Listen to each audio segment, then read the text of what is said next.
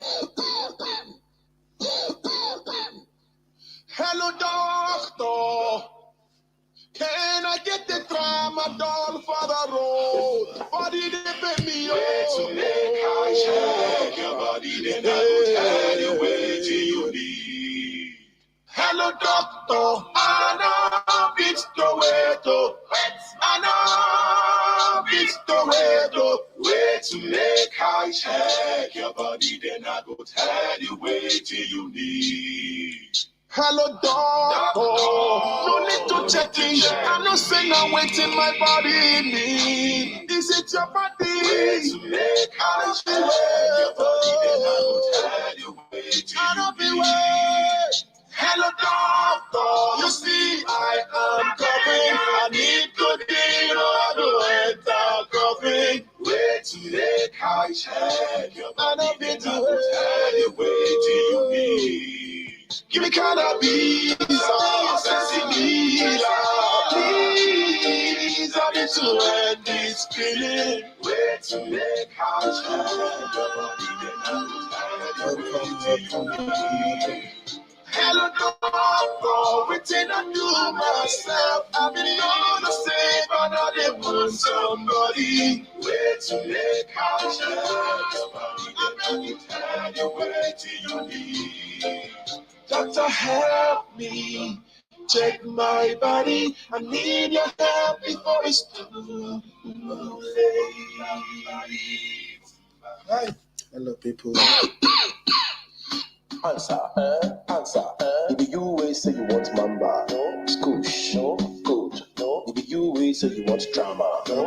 Answer, If you will say you want loud, no. Before, science student had nothing on me. Nothing on me. I used to take codeine, mix it with a lot of other things. A lot of other very risky things. Risky Over time, the thing go. Skibbity papa, the thing go. Skibbity papa, I nearly died overdose. Drama nearly by me early close. And say Colorado make a Kingo Gaga. People wanna me still take you back to mama. And head up say you are mixing like a DJ. DJ Akin get something to say. When them ask him, he said it they make me higher. He they make me no retire. Like, share, and invite your friends. Like this program and share, invite your program. Oh, help me sing them like a fire. Now be wait till you require. Till you go to not to retire. Before your body go expire. Answer, If you will say you want mamba, no. Scoosh, no. Good, no. If you will say you want drama, no. Answer, If you will say you want loud, no. Scoosh, no. Good. Science student will tell you, say, oh loud, oh, when it is in the body, Welcome. squishy. Let's share this so that every of your family and friends can get it. Over time, the thing go. Skibbity papa, the thing go. Skibbity papa, I nearly die overdose. I'm nearly by me very close. And say, Colorado, Good evening, Mr. Paul. Welcome to this platform. people wanna be still take you back to mama. And head up say you are me still like a DJ. DJ Akin will get something to say. When them ask him, he said the thing they make me higher. He they make me no they tire. I'm always burning like a fire. Now the thing when I desire. Let's share the program. Let's share the start of the No be wait till you require. Till you go do not to retire. before your body goes higher. Let us share. Welcome to this platform. Make me higher. It dey make me know the time. Can you confirm that it's on all platforms, I suppose? Can you hear me very well? Mr. Humphrey, Mr. Paul, can you confirm that I'm loud and clear enough?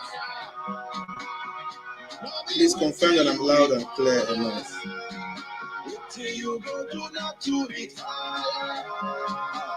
Before your body goes higher. Thank you. Let's share this program, please. Let's share this program. I'm going to do my own sharing now. I don't know, is it very clear? Okay. The camera resolution. I hope it's clear enough. I tried to use a different streamlining today. Okay, let's share, please. Let's share this program. We are live. Let's share this program. I'm doing likewise now. Let's share this program.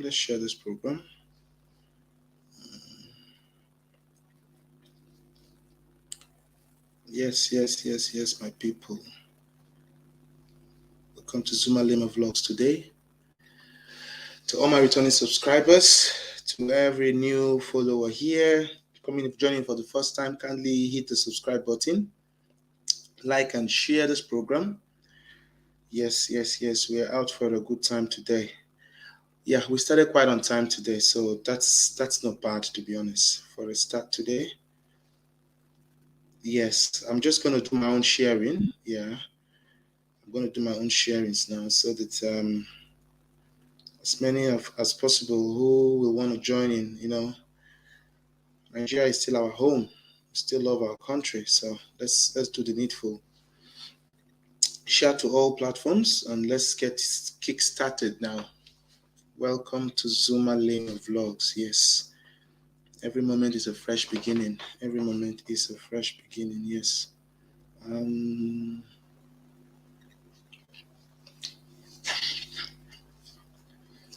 We will get there. Yes, thank you for joining. We're going to commence immediately.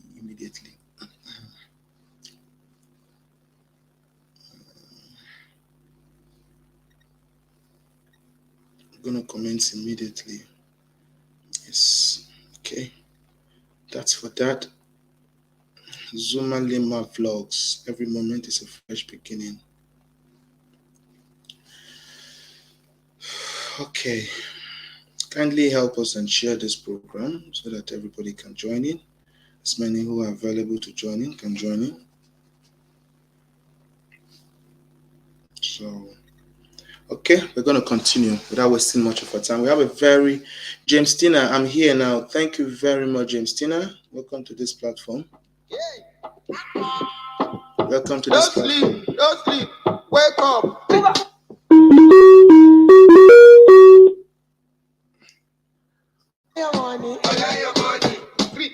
Sorry.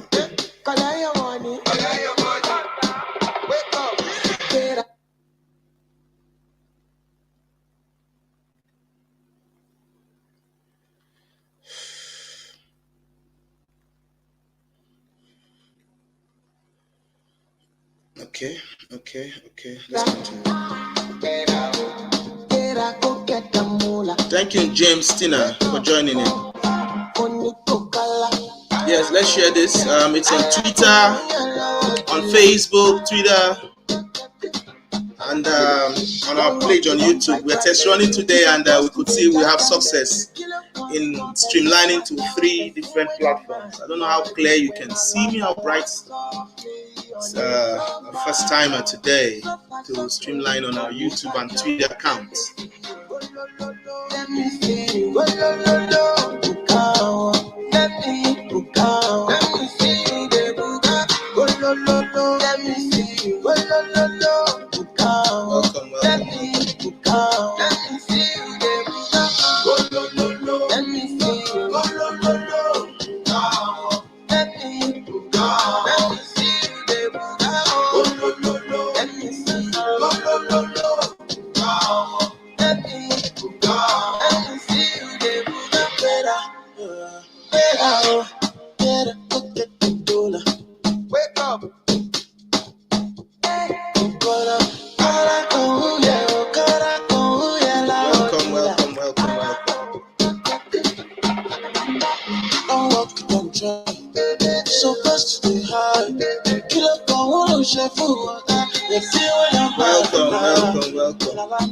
So free, so far flow. So far, so good.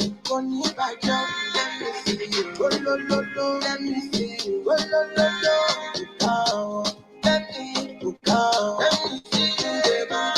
Oh, lo, lo, lo. Let me see you. Oh, lo, lo, lo. Let me go. Let me see you. Oh, lo, lo, lo. Let me see you. Oh, lo, lo, lo. Please, let's share this program. Share this program so your friends can join in. Share this program so your friends can join in.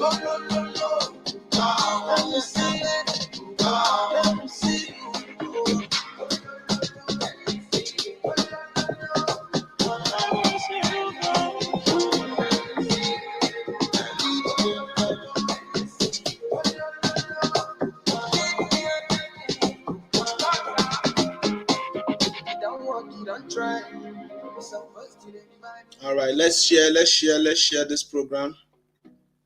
Let's share this program. I want all your friends and well-wishers to join us on this program today. Yes, please. Thank you very much. Share this program. Share this program. Welcome to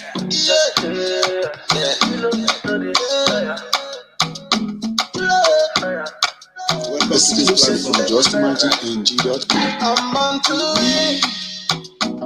Me, I don't get anybody to help me. It's good to see you coming back, Mr. Humphrey. Thank you, Mr. Paul. Every day, my dream is Thank you very much for joining. me, I don't get anybody to help me, so I must win. Now me be the vibe back and the borrow. Nobody really knows tomorrow. Kongwa, sa. Kina the days we dance kongwa. These days everything got in law. I know some of the say we start ahead and no more. Brother, sister, I back in all the days that they put back on. Turn around, see. Because for my life is so special. On to him. I don't get anybody to help me, so I must win. Let's share and invite our friends. For my life every day, share this link. Forward the link to your friends and invite them over to join in. Yes, Mr. Smart Kudosian. Good to see you on the show today. Thank you, Mr. Humphrey. Movie practitioners, thank you for joining. Yes, welcome. Let's share this program so that people can join in and let's start immediately.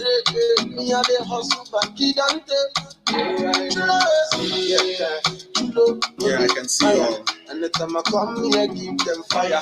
All of my guys, me, I link them higher. And I'm still that fire. Say, no, they fire. And the time I come here, give them fire. All of my guys, me, I link them higher. And I'm still that fire. I don't get anybody to help me, so I must win. So let's keep sharing. Let's share this program to all our friends. Let's share to families. Let's share to build the set now. Let's enjoy this moment together. Okay.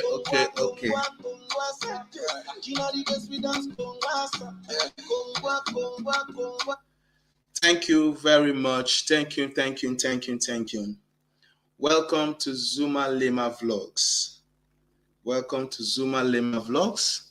For all our old and new subscribers, we welcome you all. If you're joining this platform for the very first time, this is ZUMA-LEMA Vlogs. And for every moment in our lives, we always believe in something. There's a fresh start. So we have a saying that goes, for every moment, there's a fresh beginning. So if you have a beginning for everything, don't think there's an end for your life. Your life has something to bring out to the table. You have something to bring out to the public. You have something to bring out to the audience. You have zero tolerance to all the heat and slaps and the blows you come from the nature. But one thing is sacrosanct. You will survive everything that has come your way if you have one mindset, if you believe that you can overcome. You know, tonight's program is a very, very sensitive matter. And to be honest, it's more or less a case study. And I want all our viewers to really pay attention, and we'll commence from there. There are a few photographs and videos that might be streaming online with us here. And I wouldn't want anyone to really take it out on nobody. This is not an avenue to throw out words, negative vibes.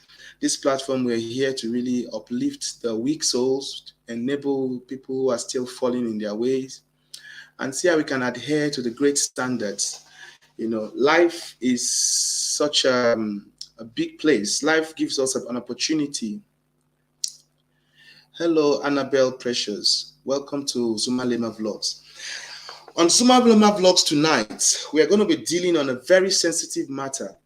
And we will have a couple of people who are going to be calling in. But before then, we have a guest who happens to be, who's going to introduce himself. And he's going to be giving us some insights about today's topic. So let me let the cat out of the bag. For most of us who have been following, we're going to be dealing on drug abuse and its effect. Drug abuse. Thank you, Ella. Thank you for joining. Welcome to ZUMA-LEMA Vlogs. Okay, thank you. Oh, Ella, it's good to see you. Thank you for joining. Yes. Oh my God. Thank you guys for joining in here. It's our returning subscribers. Okay, you're using your YouTube today. All right, that's fine. That's fine. I can see that. Please, let's share this program. We are now live on YouTube, on Twitter, and on Facebook. We've always been on Facebook anyways. The new development is just for the Twitter and YouTube. For some of our subscribers who prefer to use those platforms to get online.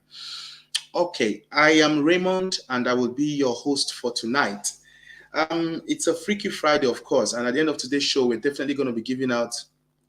We're definitely going to be giving out programs. At the end of this program, I'm going to be giving out some consolation prizes. There's going to be giveaways for airtime, and people are definitely going to be smiling home with extra cash and extra airtime top-ups on their phones. But for us to achieve that, kindly subscribe to this program and share to your friends, family, and well-wishers. And once you've done that, kindly speak to the admin, and definitely he will remit the needful. Okay. This night, or rather, whatever time you're watching from, some people in the US are watching, some people from Canada are watching. So from my own point here, it's exactly 14 after 9. And I want to plead with everyone. Tonight is going to be more or less one of the uprising factors that's disorganized. Oh, thank you, Mr. Josiah Manuel. Thank you for joining in tonight. Thank you, our returning subscriber. You can see you're watching from Facebook. Yes, and we're basically going to go straight to the point tonight. We're not going to really mince words or waste time. And I want to show us some things tonight. You know, ZUMA-LEMA Vlogs, we gradually expanding. At first, when we started on a Facebook, and now we've spread over to our YouTube channel and Twitter, so that we can speak to more people, we can reach more people out there. We have been embarking on some sensitization program, and I'm going to be showing us some of the videos of our sensitization program that was carried out in the city of Ibadan, Oyo State. And you know, Oyo State happened to be, please subscribe and join in. Thank you for your subscription. I can see some of you are already doing that. Thank you very much. Ibadan, I think Oyo State is the premier state. And what I love about Ibadan is one of the ancient kingdoms or ancient cities in West Africa, Nigeria to be precise. Ibadan happens to be the hometown where I was born. For most of us who are not aware, I was born in Ibadan, Oyo State, to be precise. And coming up as a child, I didn't spend much of my early life there anyways. At a point, I had to relocate to the north. So I spent most of my teenage and adolescence throughout in the north. But my early first infant age was actually in the northern part of Nigeria. So let's kickstart. In Ibadan, we've been carrying out some sensitization program. You're welcome. Using it, I think it's better. Yes, thank you very much. I think YouTube is better. Yeah, you could get a clearer vision of what you're watching. Okay, just without wasting much of our time. On the sensitization program. Okay. All right. If you can't join, let me know, please. If you can't join, let me know. So I'm going to, for the last time, let me just post this out again. Sorry for that breaking transmission. Okay. Tonight we're going to be talking about drug abuse and its effects on our society. Our society is really, really suffering from many, many mayhems going on. And one of which is drug abuse, the misuse of drug, the illegal taking of, the intake of illegal substances. It has destroyed the backbone of our society today. And I was able to come across an old friend of mine and an old colleague of mine who was able to explain some of the factors that really dealt with some cities, and to be frank, Ibadan as having one of the highest rates of the repercussion of drug use and drug abuse in the society, especially down north, western part of Nigeria. If you go down to the north, it's the same thing. You go down to the south, it's the same thing. You go down to the east, it's the same thing. But today's case study, we're going to focus on Ibadan because we had a few interactive sessions. Once I show you what I need to show you, I'm going to invite our guest tonight. And once our guest joins in, we'll have a few questions we're going to ask him. He'll introduce himself. Then I'm going to show us some videos he was able to capture. There's a lot happening in our society today. We've seen ritual killings. We've seen kidnapping, we've seen banditry, we've seen drug abuse, we've seen fraudulent acts like the internet scam, the frauds. We've seen a lot. We've seen molestation, we've seen assault, we've seen rape, we've seen different things. Welcome, great man. Thank you for joining ZUMA-LEMA vlogs tonight. Thank you very much. Life is a pitiable situation when we fail to understand where we stand. Please like this program, share this program, and invite your friends to join in. The misuse of drugs has destroyed many people. And this night, I'm going to be inviting one of our very own person who happens to be a victim of drug abuse. Please, when you're ready, you can join me, Mr. Humphrey. Kindly send in your. I can invite you. I think let me drop the program. Let me copy the. 1 second. Yes. That's it. All right, that's the link.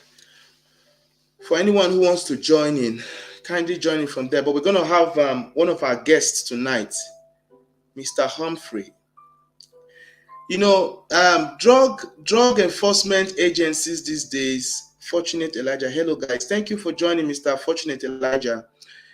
Drug law enforcement agencies these days have made so much analysis and statistical analysis that people who have been using hard drugs, narcotics, sedatives, they call them, sedatives and stimulants, fall within the age range of 14 to 30 to 35 years. Thank you very much for joining, Mr. Fortunate. Within this age range, this age bracket, there's so much misuse and abuse of drugs. I would use this opportunity, Mr. Humphrey. I think you need to come online now. We need to get you online, and let's get this started already, because people are definitely going to call in. There's a lot to talk about. You have a lot to really enlighten us about.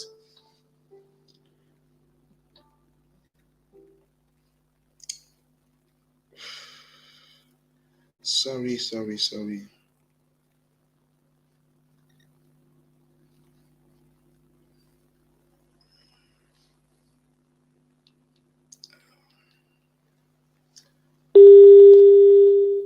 So sorry about that. Let me call our guest and know why he's still lacking behind. Yeah, you need to join in via this YouTube, either from YouTube or from Facebook, whichever which. Kindly, like we did on the test running earlier, please, can you join in? I've dropped the control V. Yeah, that's it. That's the link. Please, Mr. Humphrey, let's join in so that we can comment. Sorry for the delays, guys. We're almost there. We're almost done what we're doing. There's a lot today. There's quite a lot to show you guys. It's a lot to show you guys. I can't see you. You need to click on the link. Mr. Humphrey, you need to click on the link. The link I've just dropped now.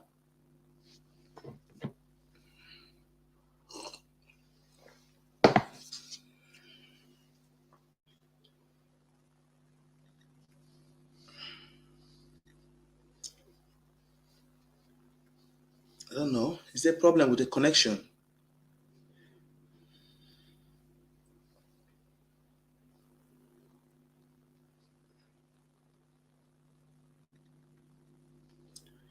Are you having problem joining, Mr. Humphrey? I can't see your request here. I've sent you the link. That's the link over there.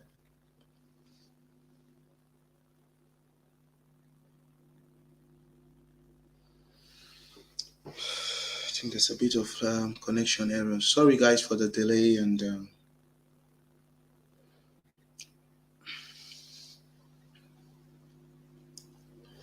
Mr. Humphrey, kindly click on this link. I've just dropped the link now on ZUMA-LEMA vlogs. On the comment section, click on the link and join in via Facebook or YouTube.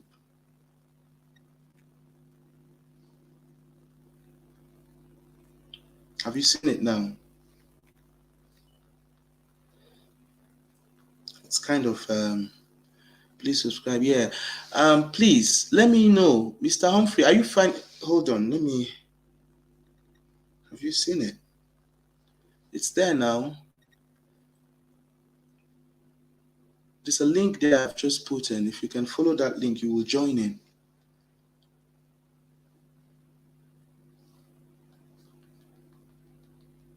Sorry, guys.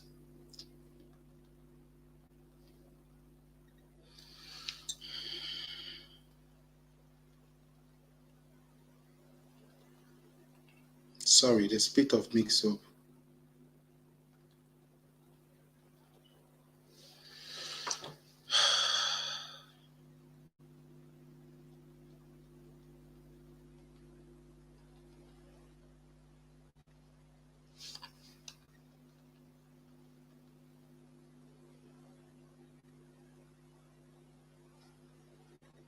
I don't know. There's a bit of mix-up somewhere.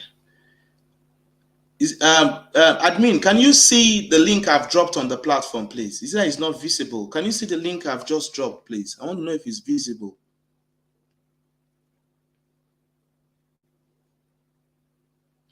Please, I've just highlighted it. Look at it there. Please join that link to.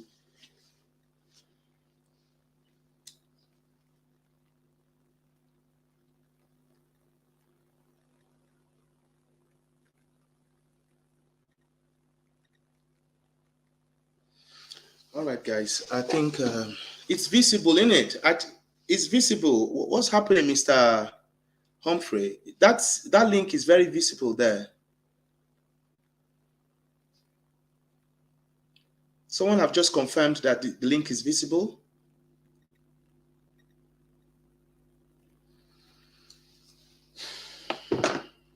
It's visible, sir. So what's the problem, Mr. Humphrey? Are you developing cold feet?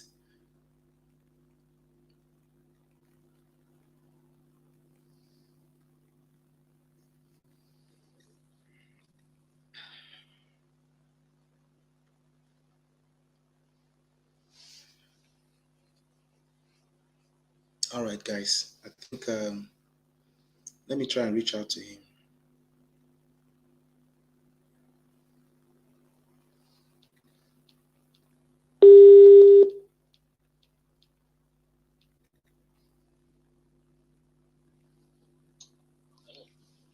What's the problem? He said, can't you join in the way you did earlier? You remember when you clicked on the link and joined in earlier? So what's happening? Okay. I'm trying to connect. All right.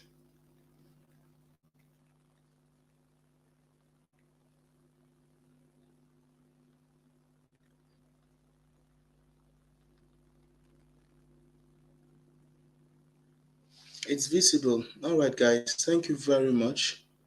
And while we wait for him in the background, hopefully, I'm going to show you some of the movements we've made earlier today.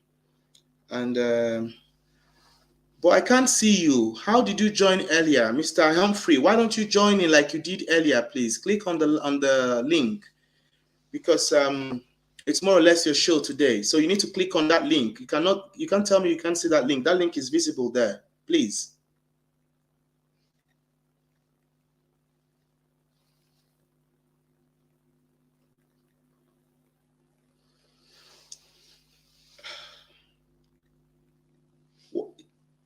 Just why don't you try and give a comment then? Let's confirm you're online. Give a comment, Mr. Humphrey. You were online before now. I can see your comments earlier at the top. Like you're the first person on the link today. Sure? I can see your comment here. It's visible. Everyone says it's visible. All right, that's fine. I can see him now.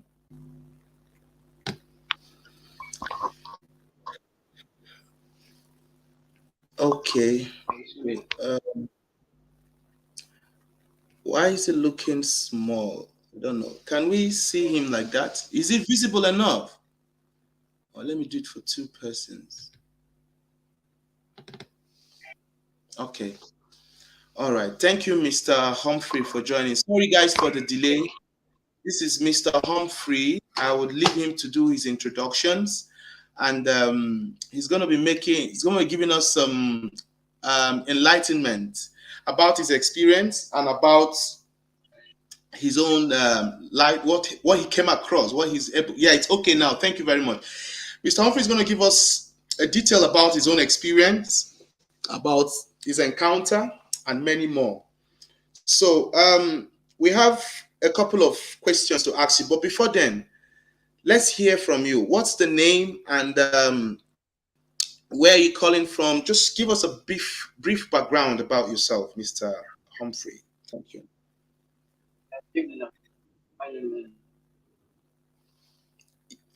We need you to get close to the microphone. Your state, Ibadan. We can hear you well. Right, clear. Can you hear me? My name is Humphrey Amadi, and I'm a reductionist and HIV tester, cancer. So on this end, I welcome everyone on this very great program. The negative impact of drug abuse in our society, in Nigeria and Africa, in general context. So on this end, I want us to know that drug abuse has eaten the society very deep, and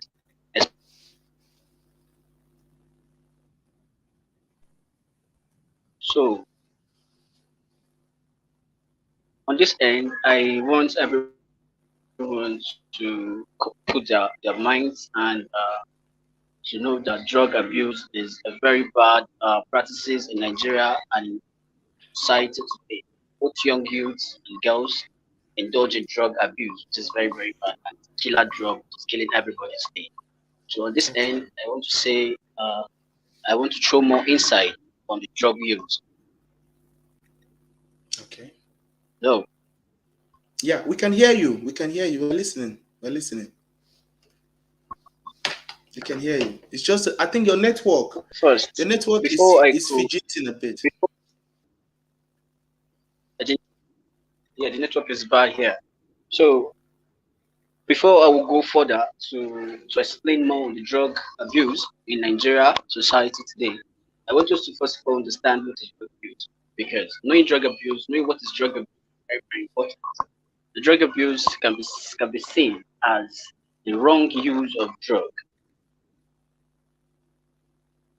If we use drug wrongly, automatically is drug abuse. And on this end, using of substances with a mixture of chemical to give a certain is called drug abuse. So on this end now, I want to give an example of drug abuse, because now if you see persons misuse drug and while others are dependent on drug. So on this end, I want to throw more light on these three elements I just listed out. So on this end, when they say somebody is misusing drug, when they say someone is misusing drug, let's say.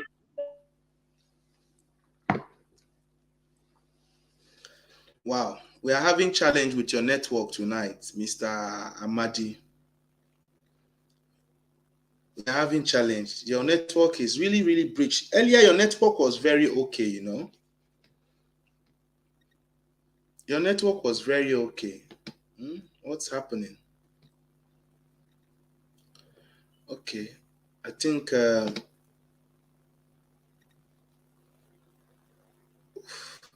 you might have to end and come back on the streamline, you know.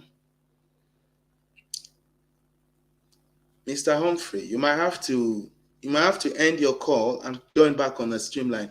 Meanwhile, let me show us this. Sorry about that, we lost him. You know, we've been talking about drug abuse. I have a couple of videos here. We were able to carry out a sensitization program, and pardon me to show you some pictures.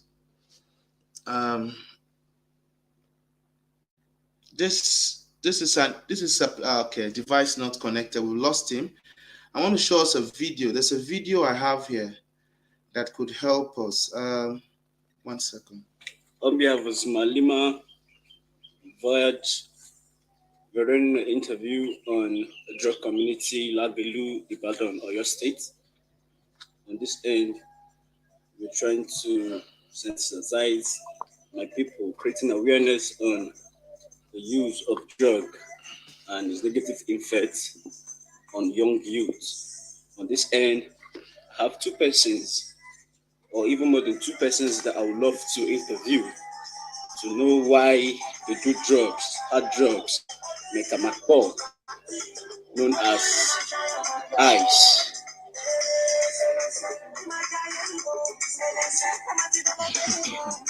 It's the music for morning. you. Good morning, bros. Yeah, please. I think know your name. My name is Kodri Adejo. I beg, no vex to Kodri. My name is Humphrey Amadi.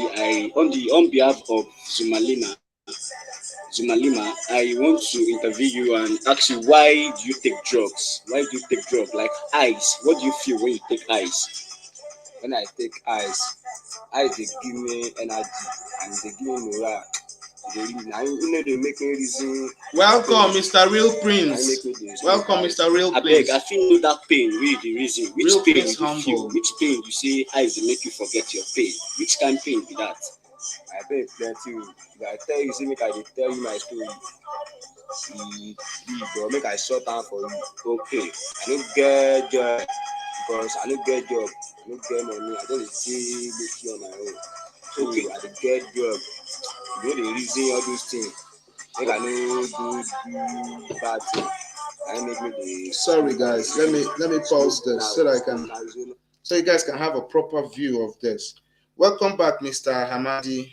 Let me just rewind this a bit. Okay, I understand you. If I get you right, you say because of say you no get work, you no get job, that's why you dey smoke. Say you feel leave this smoke if you see work. Now small thing to leave now.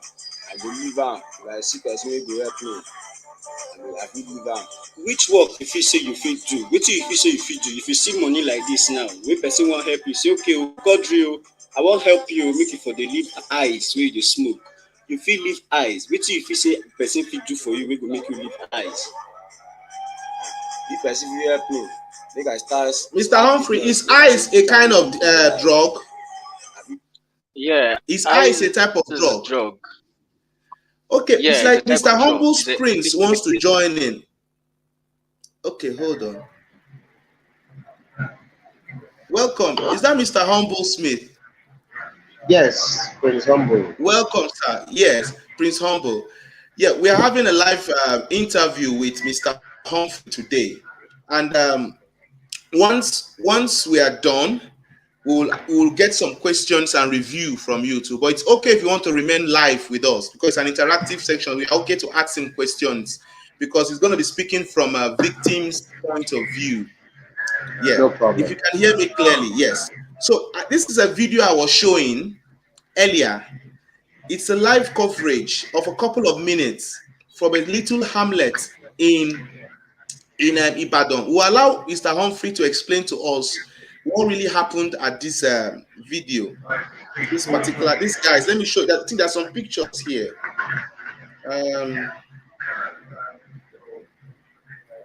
Those are the guys. Yeah, because it's like a ghetto slum. Now, these are some drugs. These are some drugs that they use. What do you call this drug, Mr. Humphrey? Mr. Humphrey, are you there? Have we lost you? Mr. Humphrey, I think your network is really, really demanding today, and you're supposed to help us out. I think that's another one again. I don't catch it. You see how you see how now.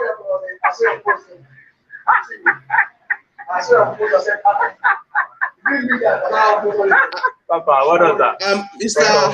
Mr. Humble, can you mute your side? Sorry, can you mute? Oh, don't worry, I'll do myself from here.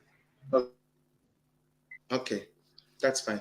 Can you hear me, Mr. Humble? Can you hear from there?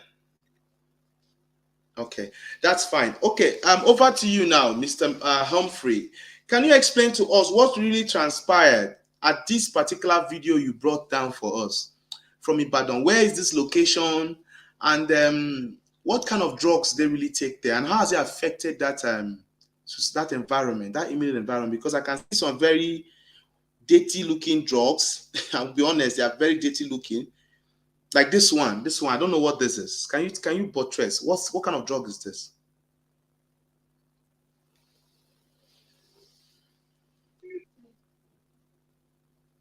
What kind of drug is that? This one. That's okay. That's a crack. That's crack and stem. That is the tools the apparatus using that crack. So the bottle there is a stem called stem. The bottle light is called stem, and white one and white silo is crack substance, which is being used illegally. That is crack. This. What do you call that bottle? Stem. Yes, it's stem. It's called okay. stem. What about this one? This one you sent again. This one. What do you call this one?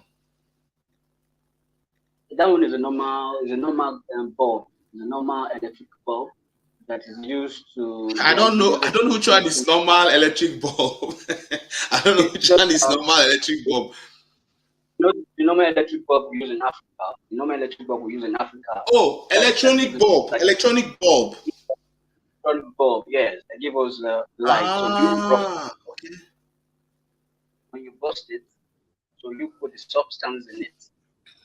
So when you put the substance in it, you sterilize. When you sterilize, you look for a pipe. Some persons use like pyro, cover of pyro like this. So after using it, light it up and it drag, which is very wrong and very dangerous practice in Africa and especially where I come from, Oyo State. But ice is a very dangerous drug, killing my youth today because it's illegal and it's killing persons today because both girls and boys engages in the drug use, which is very bad and very dangerous because it attacks the heart directly and it damages the brain. Do you get my explanation? Okay. So yeah, I'm getting you. I think your line is clinching. Can you hear me now? Yes, I need your voice to be clear because it's exactly. I need your voice. If you can get a better headphone, please. I need your voice to be clear because that's the essence of tonight's show. Yeah, can you hear me now? Kingston says, I think these guys need to be, yes, we can hear you, sir. I think these guys need to be rehabilitated because even after giving them a job, they can't stop. They can't stop it because they've become addicted. Exactly. Addiction is there. They need rehabilitation. So tell us now, clinically, I have a write-up here. I see drug abuse, right? Drug abuse as drugs like as seen as stimulants, narcotics, sedatives, etc. Clinically, I wrote here, I said there are known substances. There are substances used for disorder. They are habitually taken, and addictive substances like opioids, hallucinogens and opioids. These are things I just saw while I was doing my little research online. Can you portray further? What are the, because I saw something like risk factors. Okay, We have biological. there's some drugs which is being used in Africa, and it is a kind of abusive in Nigeria, which I go straight further to say Colorado, ice, Metamaco, Amador, we have Rafanol. These are drugs that is commonly abused in Africa and in Nigeria particularly among youth. So now I'll go further to say the ice and Colorado and cocaine. Thank you, Chimezie, for joining. Yeah, go on. Thank you, Chimezie, for joining. Which is used today in Nigeria is very, very dangerous, because what do you call it? After using this drug will die. Colorado, okay. We have drugs that is commonly abused. Yes, drug that is commonly abused in Nigeria today by youth. We have Colorado, we have ice, we have heroin, we have Rafanol, we have Tramadol, we have Shaw, aka These are all killer drugs which youths are feeding on, all in the name of cruising. And now these drugs are cruising life out of the Nigerian youth, because you find that many persons engage in drugs. After engaging in drugs, they are influenced. They don't know what they're doing. You get, and when somebody is explains complete sense because he's on drug already, such as those persons engages in unprotected sex, which can lead to HIV/AIDS, which can lead to hepatitis B, and which can okay. Hold on there. Let's get this. Let me greet some of my followers. Sorry. Welcome, Sister Lovett. Welcome, Chimezie. Excuse me. Welcome, Lovett. Welcome, Chimezie. Thank you very much for joining. Chimezie Anthony, thank you for joining. Sorry, I've got a bit of cold. Kingston, Jamaica. I've seen your face here before. Thank you for joining. That was a fantastic review there. Jonah Edith. Oh, thank you very much. Real Prince, once again, you're welcome. Everyone who is joining in for the first time, kindly like and subscribe. This is our platform now where we can use to channel on 3 different units. Now, at least we can get to reach across to those on Twitter, because few of our followers had problems with reaching out via Twitter and YouTube. So that's it. Mr. Humphrey, I'm going to take these questions one at a time. You said something about, good evening, Brother Raymond. Yes, Tabitha Grace, thank you for joining. Thank you very much. Good evening, Sister Tabitha. So, Mr. Humphrey, I have one question at a time for you. Okay. Yeah. Using that area as a case study, what is peculiar to the core cause of drug abuse? Before I ask you its effect, what is the core cause in Ibadan? What really has caused? Because you work with the health is it drug and law, health and safety organizations that deal with people living with HIV and AIDS, people living with who are drug abusers and drug users. So can you explain to us, based on your analysis, what have people come up to say was the main reason or the cause of their drug abuse? What causes it? Let's hear from you. Have we lost you again?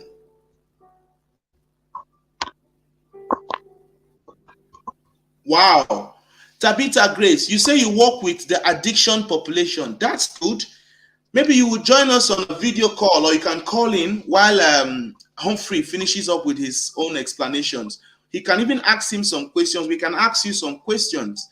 Please leave your comments in the comment section below. And if you want to join in on the live show, you can as well follow for 18 years. Okay, let me drop the link again so that if you want to join, you can join in. All right, my very good friend. Let me hear from you, sir. Go ahead, Mr. Humphrey. What really causes that drug abuse in Ibadan? Can you explain to us, sir?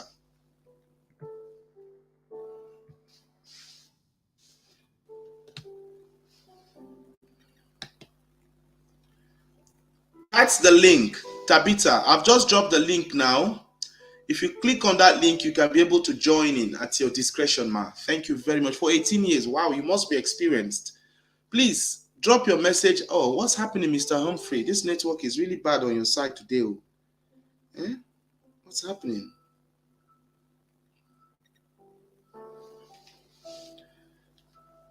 Drug law enforcement agencies are all watching and trying to get some keynotes tonight.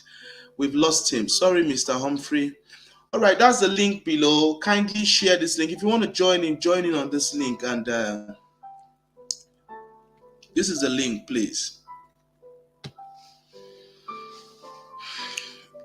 That's the link. I've made it public to everyone. So I came to realize that the way this drug abuse, Mr. Jite Ikechukwu, thank you for joining in. Thank you very much, sir. This is our regular follower. Thank you for joining in. I will call in. Okay, ma. Thank you. Please do.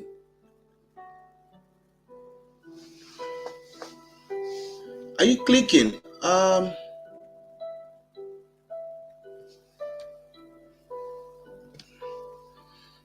Okay, try it now.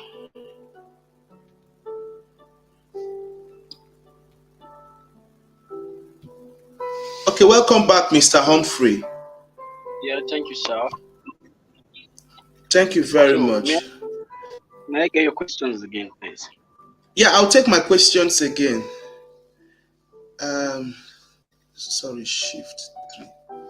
Yeah, that's it. My question is, I'm clicking, but it's not working. Can I make a phone call? Yeah, you can make a phone call if you want to, but the link is there. It will be better if you want to still keep your face out of the picture. That's fine. You can still click on it and turn off your camera, or I can help you turn off the camera from here. You want to ring? Okay, my number. Admin, drop my number for them on the platform, please. My WhatsApp number only. My WhatsApp number only. What's the number? Yeah, we're going to drop it now. Mr. Admin, kindly drop my WhatsApp number, please. Okay, Humphrey, go ahead, sir. Major factors that causes drug abuse in Ibadan. What are the major factors that causes abuse in Ibadan? Admin will drop my contact. Okay, go ahead. On this end, the major factors that causes drug abuse in Ibadan. One, I'll stress out the 5 institutions of the society, which is the family, the education, the religion, the economic policies, and the legal system. Okay, on this end, all these institutions had to play their own roles, because if the family do not play their roles well, the education will not function well. If the education does not play their roles well, the economic and the policies and the legal system and even religion will not function well. What am I saying in essence? What I'm saying is, it is said that socialization started from the family, right? And socialization started from the family, and socialization is a bedrock of learning. Sorry, can you hear him now? For those who cannot hear, can you hear him now, please? Can you hear me? Please confirm if you can hear Mr. Amadi Humphrey. Can you hear me? Please. So what I'm saying is, if the family play their rules very well, then the children and the society, the young youth and the society will live up to standard. Then let's come to the education system. If the education system in the country is functioning well, then the student, the young youth in that particular society will do well. They will not engage in drug use. Then, if the economy is also doing well, then there is no need of poverty in the society. Everybody will feed for himself. Everybody will be busy, and there is no need of drug in the society. Then, if there's good policy, government policy, we have good government policy in the society, then the society will function well, the youth will function well, and there's no need of drug use. Then the religion system, if the religion perform their duties by inculcating positive vibes to the young youth, then there's no need of drug use. Then the legal system, the laws that we have in the society only guard the rich, but not the poor. The laws we have is just documenting. It is not for the poor ones. It's for the poor ones, not for the rich ones. Because one thing in a nutshell is there is no good regulation of law in the society. So now, let me stress out to explain further. You see, in this given society, everybody fall in the classification of this society that I'm about to say. We have 5 classification of the society. We have the conformity, we have the innovation, we have the conformity, we have the innovation, we have the ritualism, we have the retreatism, and we have the rebellion.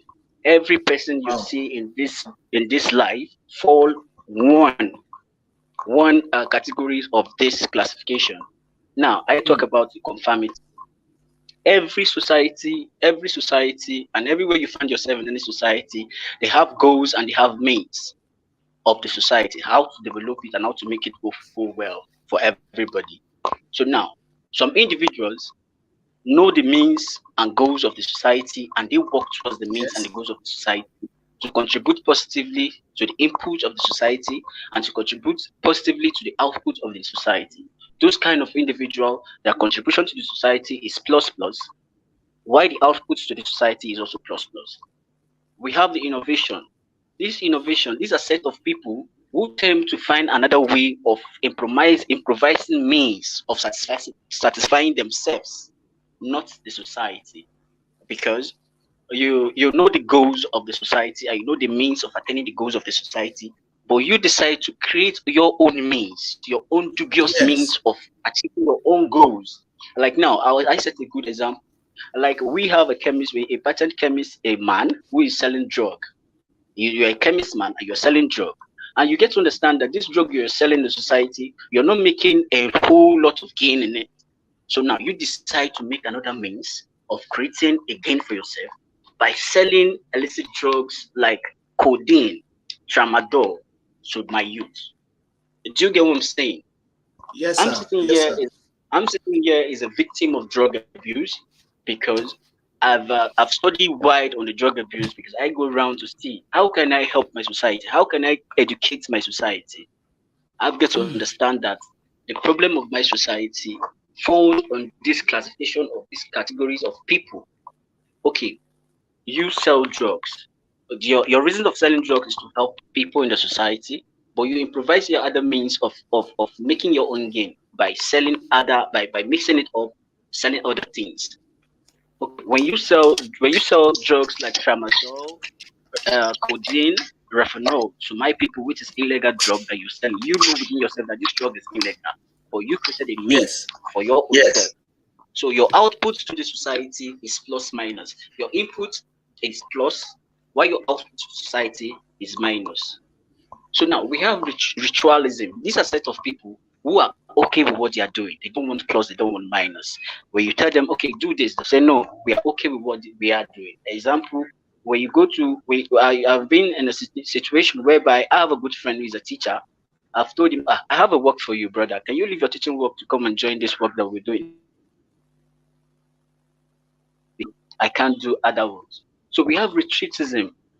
This retreatism are a set of people, and these kind of people are the people we are discussing now. These are a set of people who doesn't want to know what is going on in the society. They don't know who is the government of the society. They don't care what's going on in the society. They just want to do drug and get high and be okay. Their input to the society is minus, while the output to the society is also minus. We also have the rebellion. This rebellion are a set of people who fight against the government. They don't. They know the goals. They know the goals of the society. They know the means to attain these goals of the society to make the society work. But they decided to say no. We want to fight against the government. We don't care what is happening in the society. We want to fight the government. So what am I saying in a nutshell? What I'm saying in a nutshell that the drug abuse have infected society so negatively in the sense that the young youth, both the female and the male gender, they engage in drugs. Starting from the age range of 10 to 15, 15 to 20, 20 to 20, 25 to 30, 30, 35 to 40 and above. Okay, coming back to my society, Ibadan. Ibadan is said to be the biggest city in West Africa, which is very important. It's a very, very important thing to look into. Like at the course of my research, there is this bridge they call Iwo Road in Ibadan. A lot of young blood. When I say young blood, I mean you see young people doing drugs, and they are free doing drugs. They are very young doing drugs. And when you go to them, you ask them, Alaye, most of them don't even speak English. They speak their native language. They speak Yoruba. They don't speak English, which is a problem today. You see, that is where you go back to the point I gave. I said the sixth institution of society, education. The education system has failed us, because if the education system has not failed us, you won't see at this somebody at the age of 10 will not even know how to speak a broken English. He can't speak broken, he can't speak bitch. All he speaks is his native language. Okay, now when you go to them, Alaye Kilo Shele, he will tell you that he doesn't have a house. He doesn't have a house where he stays. That is to say, those kind of person are homeless. They are homeless, and most of them they have handwork. Most of them have handwork, but they don't have somebody who will put them in the right direction. Do you get? So what I'm saying is, drug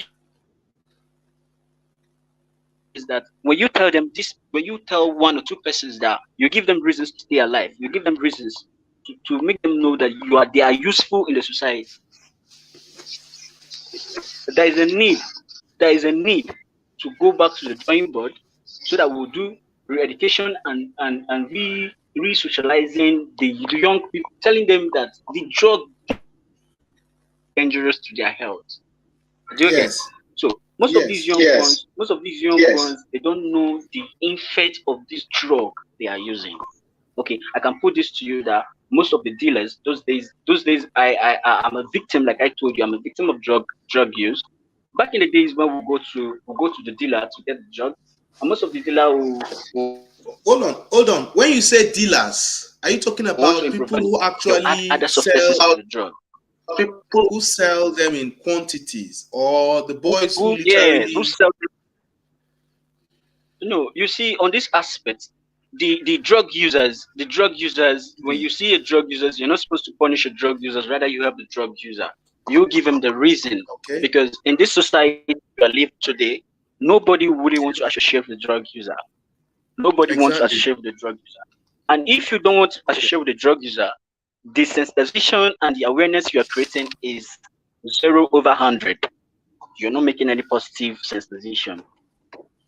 These drug users, you tell them, you go to them, you go to the shack holes, you go to the slum, you go to the rural communities, create awareness, tell them the effect of this drug they are using.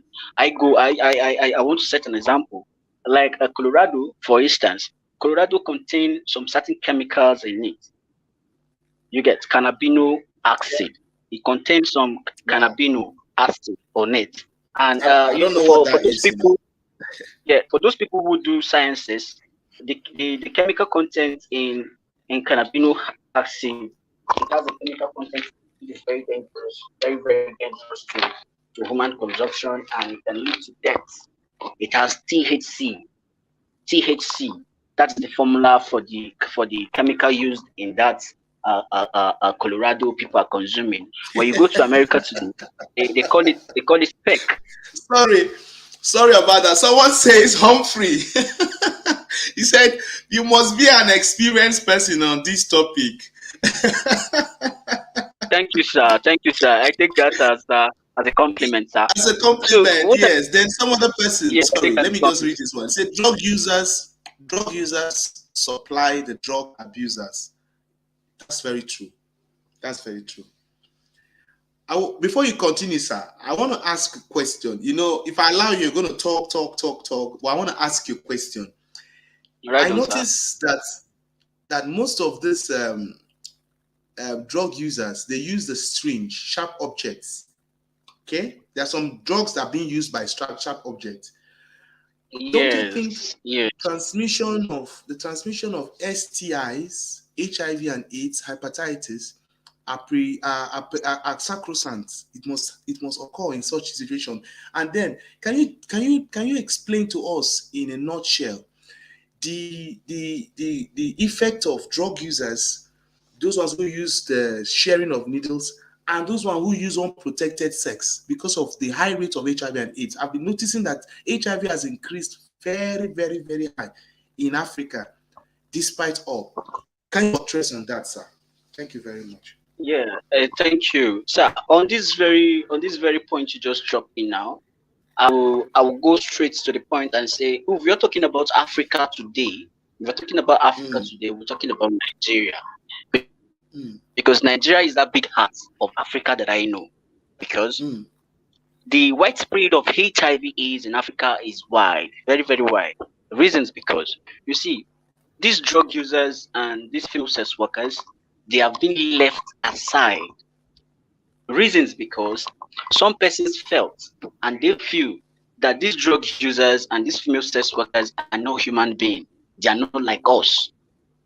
Because I'm using myself as an example. I've lost good friends because some persons will say, I don't want to do anything. I'll use this broken language. I don't want to do anything with person where they take drug. Do you understand? They don't want to get anything to do with somebody that is using drug, which is lie. You getting something to do with somebody that is using drug is for you to tell that person the need of staying alive. One, you tell drug users, a young man or young lady who is using drug, you stay alive. That you have importance to the society. You are important to yourself, important to your family, important to the society as a whole. That is one. Okay. Secondly, now the drug that is being used whenever you're using this drug, using syringes, we're talking about heroin. We're talking about heroin. Let me use an heroin as an example now. So we also have tramadol. We have liquid tramadol. We have tramadol. Really? Comes is the liquid form. Yeah. I didn't know we had liquid tramadol. I thought it was only the capsule ones, you know. No. We have liquid tramadol. It comes on liquid. You can still inject that straight to the vein. You get. And most of the time, these drug users don't want persons to know they do drugs. You have to go to the hotspots. You go to the hotspots to know where these persons are staying to do this drug. Okay, now I have some persons who are doing this drug. You know, when you go to pharmacy and you want to buy. Sorry, sir. You know, the floor is yours tonight. We have few persons that are asking questions, so I hope you have your pen and paper to jot down. Mr. Real Prince Humble said, "In my opinion, many of these are attributed to friends and wrong societal influence. Truth is the troop of persons taking the drugs will not know or have a little information of what it does to them. They feel it makes them cheaply high. This particular topic needs to be a month topic because a lot of kids are affected, including women." Like I said, Mr. Real Prince, this is already a sensitization program that have just kickstarted. We are going to be unveiling new features as the week rolls. We're going to be having our branded attires, a rebranded platform, rebranded t-shirts, face caps. We're going to go to rural areas, that's certain. And we're going to start up people in the likeness of Amadi. Now, I've even seen Tabitha. Please, Tabitha, even if you don't call on this show, please, you can private call me after this conversation. Let me know your location. I want to work with people who literally are in Nigeria and have connections with drug law enforcement or drug pharmaceutical and narcotics, psychiatrics, and the rest of it. People will help us to reduce this. Then lastly, sir, before you continue, Sister Lovett Amaka said, Mr. Humphrey, please, before you go, what can be the control measures that need to be put in place or to arrest the situation in Nigeria? She's asking modalities to reduce. Oh, someone is calling Okay, me. nice one. Yeah. Okay. Okay, go ahead and tell us. Okay, Someone on else this has said end, this. Sorry, Amadi, I'm very, very sorry about this. Sorry, sir. You have the floor. Look at what this lady put here. Tabitha, I really love this. She said they get infected with HIV, hepatitis, and other diseases. They are known as infectious diseases. Sometimes they shoot with infected needles, but in London and developed countries, there is a needle exchange program where they pick up clean needles. Wow. In London okay. here. Go on, sir. Just explain. Just go ahead, sir. Wow. Okay, you see, I start with the first question. They say friends and society influence. You get on this end, Yeah. some persons started drugging. They started by experimenting drug. Do you get what I'm saying? They started by Yes. experimenting drug. Like I heard Experimenting. about Colorado. Yeah, they started by experimenting. I heard about Colorado. Let me see how this Colorado be safe. Let me feel it. They started by feeling, by testing.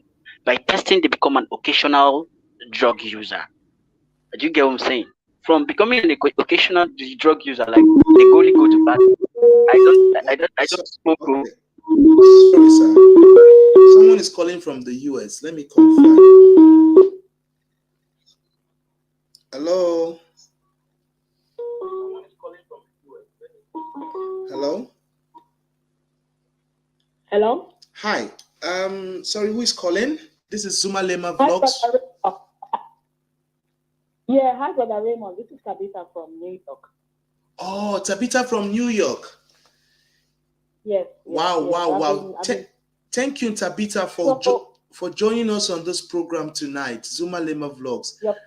Yes, you're very welcome. Yeah, I've seen your enormous contribution on the platform, and on tonight we have Humphrey, who happens to work with the sector that assists those who are abusers and users of drugs, HIV and AIDS testing centers in Ibadan. Please, can we know you? Can you let the public know you? The world can hear you now. You're on ZUMA-LEMA Vlogs now, please. Yes, thank you for having me. You're welcome. And for taking my call. I've been listening to Brother Humphrey. I actually work in England with the HIV population. Wow. In the UK here? We don't have the addiction population. We have them in England, but there's no clinical setting. But I had the opportunity when I relocated to work in that setting. And it was culture shock because we don't have that setting in England. Now, to what Brother Humphrey said, I would say the cost of drug use in the United States is a little bit different from what he had said. Wow. Okay. Right, especially in New York. New York is very, very infested with drugs. It's very, very infested. And part of it is, peer pressure. That's one of the things. Peer pressure. Yeah. Some people have just been on drugs from when they were like 15. I can't even tell you the reason why they've been on drugs. Sometimes poverty is another issue, but I wouldn't say from the patients because they get assistance anyway. It's a developed country, just like we get in England. They're on public assistance. And some of them just don't have the motivation to change. However, there's something I don't really agree with, which we all talk about that, okay, it's a disease of the brain. I don't know. That's for me, that's controversial. Yes. But let me go to transmission of disease because that's my specialty, real specialty. What's your specialty, madam? Sorry, what's your specialty? Yeah. Well, I right now I work with the addiction population, and I'm a certified addiction nurse. Okay, that's good. Yeah, I'll save your number now. I might have to call you after the show to enlighten you on some of the rural sensitization that we are already kickstarted so far. That will give us some guidance and we will have a proper chat after this. Go ahead, madam. Go ahead. For Brother Humphrey to know, I actually trained at UCH Ibadan. So I know all those areas you're talking about. Serious? But let me not okay. Let me not digress. Okay. So when I went to England, I learned something called needle exchange program. That needle exchange program, because there was a rise in HIV and AIDS. I mean, you don't get these things sexually only. You get it through IV, we call them IV drug abuse, because they shoot themselves with clean needles. So what they normally do is that they come to the emergency room, pick up clean needles, drop their own needles, so they can, it's kind of controversial. Yeah. It's kind of enabling the patient, but then if you look at it the other way around, the benefits outweighs the risk. At least they're not exposed to HIV. Because one of the reasons why HIV was on the rise one time, apart from it being transmitted, yes, it was transmitted to drug abuse. Because they share needles. They shouldn't be sharing needles. So there's something called needle exchange program, and we have it here in the United States too. We have it here. But I've worked with the addiction population for, I'll say 18 years now. Yeah, 18 years. Wow. And the problem is that the drug dealers are giving them what the patients don't even know what they're taking sometimes.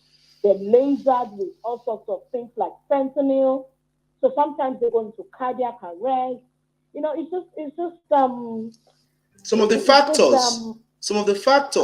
I was going through something, Mark. Can you, while you are here with us, and to buttress further on what Mr. Humphrey had likely enumerated, we saw that I was going through a research and I saw something about the risk factors. We have the biological, we have the psychological and social, cultural or environmental factors, risk factors that promote addiction.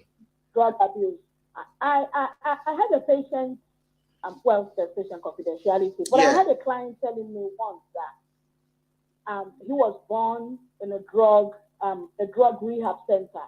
He said, this is all I knew, because my mom and my dad met at the rehab, and I guess they did what adults do, and he was produced. Unfortunately, he said that's all he knew. He said that's all he knew. Do you know how many parents are out there, even in New York here? I can't imagine.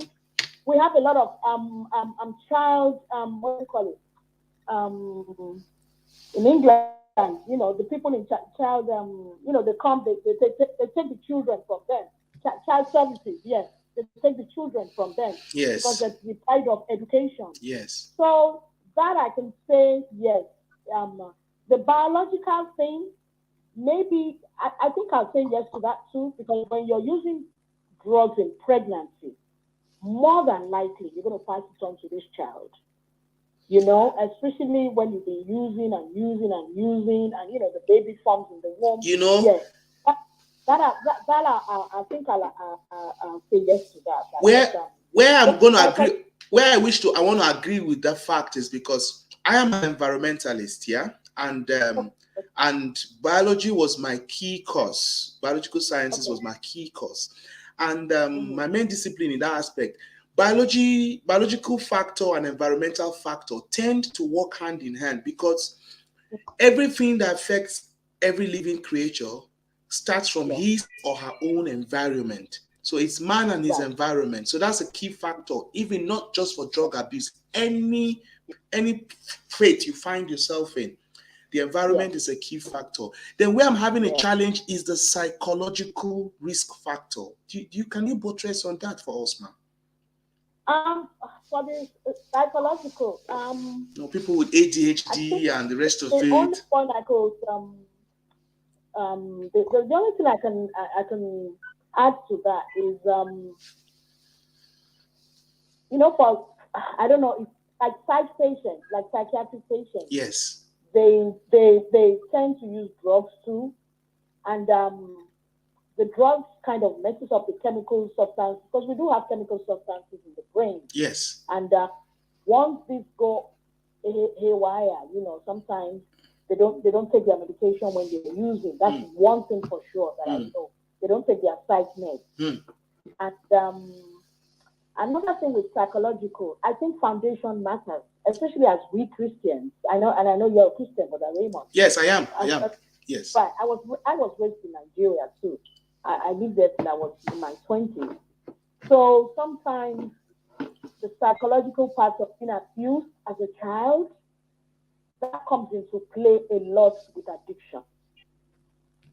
That comes into play. Like, the way we raise our children in England or in America is different. It's totally different. It's totally different. In Nigeria. Yes. And so when I see certain, for me, I'm privileged and I'm opportune because I trained in Nigeria. So I can take you from foundation. Maybe your mother wasn't there, your father wasn't there. And then, drug wasn't on the rise when I was there, but now hearing it from Brother Humphrey, I believe that. So same thing happens here. Their mother is not there, their father is not there. They go to school, a peer gives them maybe a cigarette, peer pressure, they start using. So there's a correlation with what Humphrey was just saying, because yes, they try to numb the pain of the past. Now, can't you see that these drug users and abusers in the society, especially the addictive ones, it has led, because I lived in Maiduguri, and I did my service in Sokoto. These are core northern parts of Nigeria. I was actually born in Ibadan, like I likely said in my first conversation. But growing up as a child, I'm going to just give this little... Thank you, Mr. Jite. He said, Mr. ZUMA-LEMA, I'm of the opinion for this topic to be treated by the next... Yes, we're going to do at least up to, if possible, 3 phases. We have 2 other people we're going to bring up online on weekly basis. This, if possible, we're going to get a phase 1. This is phase 1, phase 2, and maybe phase 3. And I think this time around, we're going to double our giveaway so that people can really come in. We need people to listen to this, because I was growing up as a child, Tapita and my all viewers, Mr. Humphrey. There's this drug they call tramadol, the capsules. Okay. Yeah. I grew up knowing those drugs were known to be for soldiers who had pains, arthritis, and the rest of it. But you see it being mixed in drinks. They get dried Indian hemp, marijuana, they boil it as water, sieve it, mix it with that tramadol I'm talking about. Then there's the syrup they call Pacalin, Kudrox, those Kudrox. Now they call those Tutolin drug cough syrup, because it contains codeine. Yeah, it contains codeine in them. So they mix all this. When I'm coming back from lectures and I follow where they call Gate 5, and I look at the faces of these guys here and the position they find themselves, I feel heartbroken. Now, I look at my mates, facially, physiologically, psychologically, to be honest, most of them look older than me. Most of them look that their minds are made up, that life has nothing to offer to them. How can we convince these people there's still light at the end of the tunnel? This platform has a motto. The motto of this platform, there's every moment for every moment for a fresh beginning. Every moment for a fresh beginning. If you think you have failed in all ramification of life, there's always the light at the end of... Please, I want you to round off with this before I continue with Humphrey. How can we bring these people out of this particular pothole they found themselves? Those ones who have zeroed their mind that, if you, in Hausa language, ya are, in Igbo, ogola, Yoruba will say otito, in French it says sefini, otipai. Go ahead, my sister, please, and just give us a rounding last remark so that we can get another person in. How can we rescue this dying days here? I can only talk about the treatment to do it now. Number one treatment. The road to recovery for a patient to admit that they're addicts. They're an addict. So some of them don't see themselves as addicts. Acknowledgement is the first key, okay? They don't acknowledge that's the word. And then number 2, they should be ready. Some of them are not ready. Sometimes you see people coming in 4 or 5 times in a year. 4 or 5 times in a year. just for the same thing. So they have to be ready for recovery. We have things here called AA, Alcoholic Anonymous, CA, Cocaine Anonymous. We give them resources, we send them to groups. It's a lot of rehabilitation. And you need support from the family too. You need support from the family. So it's a long road. When I'm speaking to them, I always tell them there's somebody, because they don't believe anybody, just believe in the most. Yeah, yes, can take care of you. Okay. And they should be able to. Once they're not ready, they're just wasting your time. Exactly. You're wasting your. Exactly. And of course, government has to put more money into mental health, because it's under mental health. You know that. Yeah. It's a behavioral issue, but it's under mental health. So, and thank God, the current president is doing that. They're not doing enough, but we need to put a lot of money into mental health, and that's it. And just control drugs. Control drugs. Okay. Thank you very much, Tabitha. This is an amazing contribution, and thank you for following us and being a returning subscriber. And I'll make it a duty call to call you after the program, or probably tomorrow, because our time differences a bit different. Yeah, I would give a call out because we intend to kickstart a sensitization program, and actually myself, Humphrey, and two other colleagues have been working on a grassroots sensitization program in Ibadan and Lagos for a start. Wow. We intend to expand to Akwa Ibom and Abia State. They say charity begins at home. I'm going to go to places I have visited, I've lived, or literally from. And as many of us who want to partner with us, all we need to do is have a proper conversation, have a good plan and schedule. We need people who have got the field experience, and those people who can actually, even if you're not in the field or at the field, to actually carry out the sensitization program. Like your few contributions, your knowledge, your experience, and encounters could really, really go a long way to portray. Tabitha, thank you very much. I'll save your number. Yes, please. Tomorrow will be a better way to talk. Yes, I'm off the weekend, so but thank you. That's fantastic. Yeah, have a wonderful weekend. Please share our program to your loved ones around so they can join in. Thank you very much, Tabitha. Bye. Yeah, good night. Yeah. Okay. Thank you, Tabitha, for that wonderful call. Mr. Humphrey, thank you for your patience. Yeah. You are the man behind the show. Today, the show is for you. I want to greet out one of my erudite scholar here. He made mention of something. Okay, I'll start from the beginning.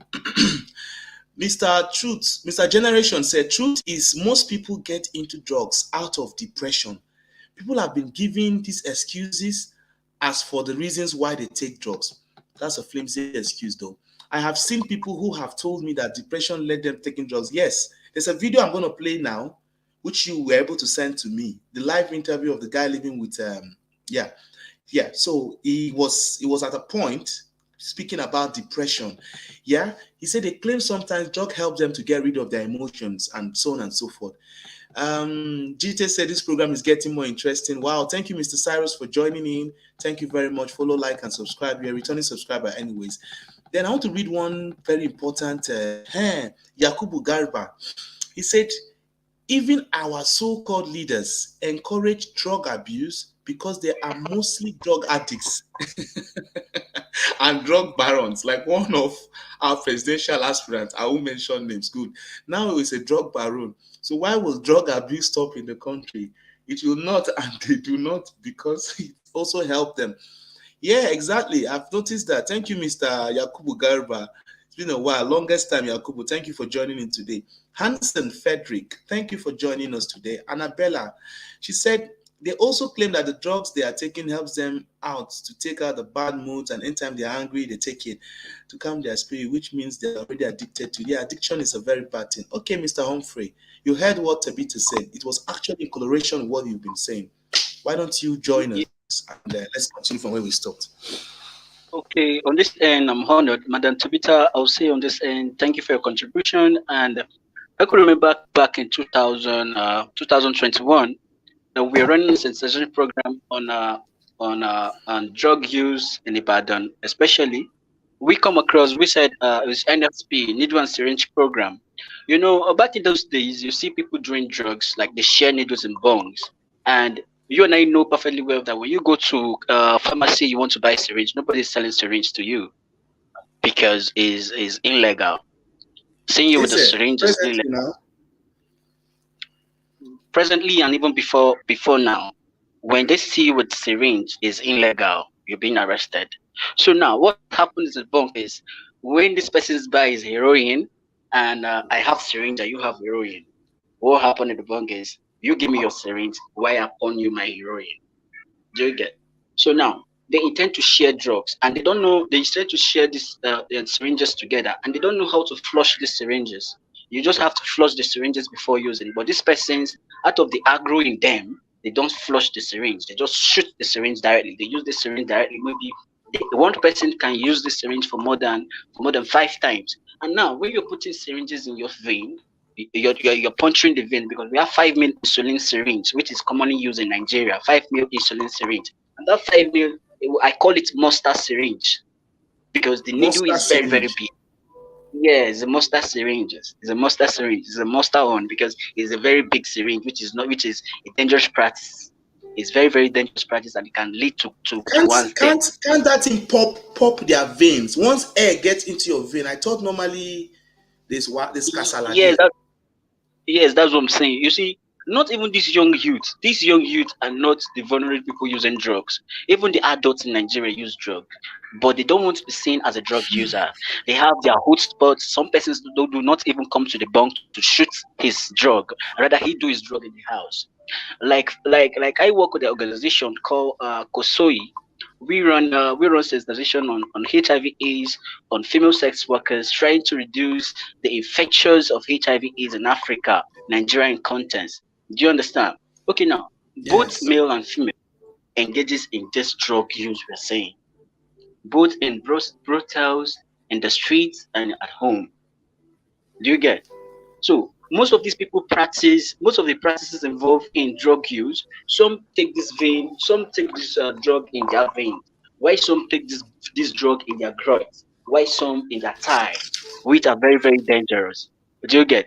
So most of these persons who know how to shoot these injections into their vein will get they'll have punctures in the vein, and sometimes if they're not well taken care of, the vein will be rotting. Do you see?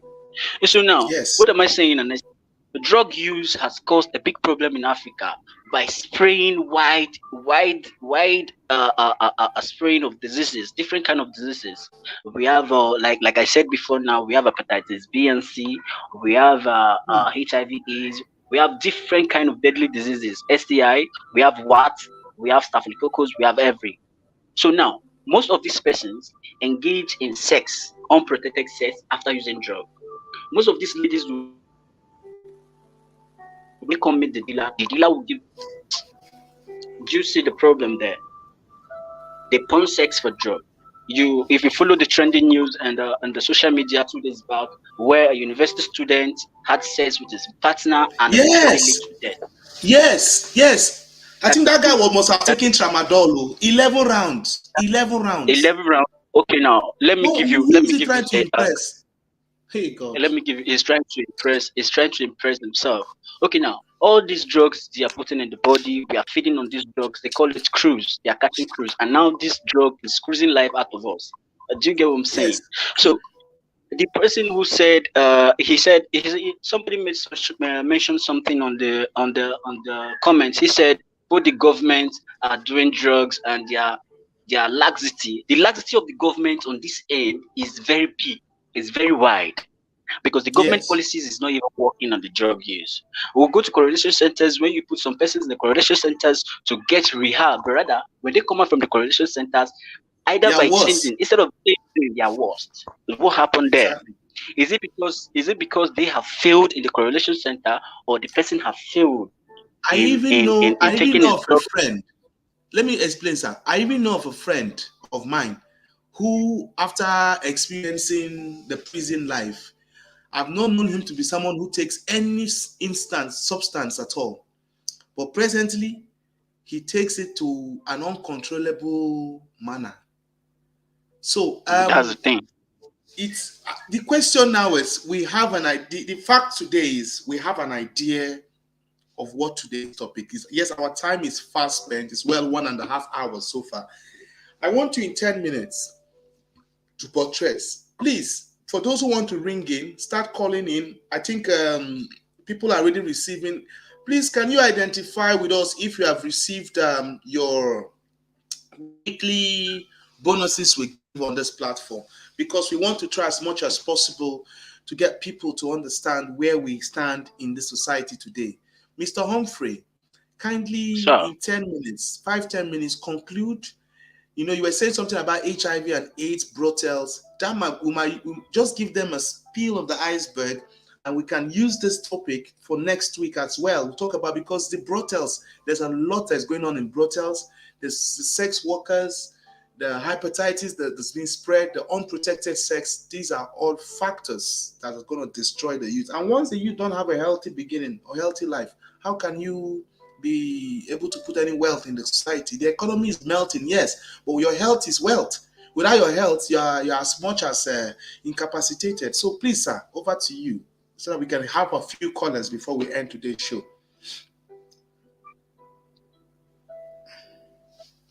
Okay, what I'm saying is, I have this organization.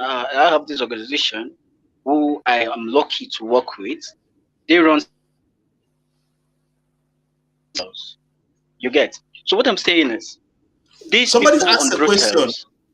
People ask a question. Sorry, we're going to take our questions. Sorry, I know you are talking. Why do they take these drugs? First question, why do they take drugs? Secondly, is there any good reason why people take these drugs? Because it's becoming terrible. Yes, go ahead, Mr. Humphrey. Like I said before quickly, why people take drugs. Do you understand? You know, excuses in everywhere part of this world. Excuses is like shoe, and it can fit you anytime you put your leg in it. Excuse. I can tell you I take drugs because my father doesn't like me. That's an excuse. I take drugs because my girlfriend leaves me. That is excuse. I take drugs because I don't have work, or I'm feeling depressed. That is excuse. Do you understand what I'm saying? So yes. Everybody will give his own reason why he or she engages in drug. But the main bone of contention is you doing this drug. Are you willing to change? Are you willing to be useful to yourself? Are you willing to be useful to society? That is one. Change is constant key. So what I'm saying in essence is, people do drug because they see somebody doing drug and they want to experiment. Let me try. Probably I've been in a group of 5 persons. You see 4 persons doing drug and the other person is not doing drug. You say this one is a Jew man. You know Sabi. You don't know what stage. You don't know what be the updates. Sorry for using this language here, but just to bring out some point. They'll say this person does not know what he or she is doing. So, and that person now wants to feel among. He wants to feel among. He will start by experimenting. Let me take 1 puff. From 1 puff, tomorrow you'll be an occasional drug user. Like whenever you go to party, you take 1 puff, 2 puff. Then tomorrow, next tomorrow, there will be no party for you to take 1 puff, 2 puff. You get used to it, and now you want to use your money to go buy that drug. Gradually, you become addicted, and from addiction, you become dependent of that drug. Do you get my explanation? Yes. Like we run a lot of sensitization in your state, Ibadan. We run a lot of sensitization like NSP, Needs Rich program. We run a lot of program is still going on.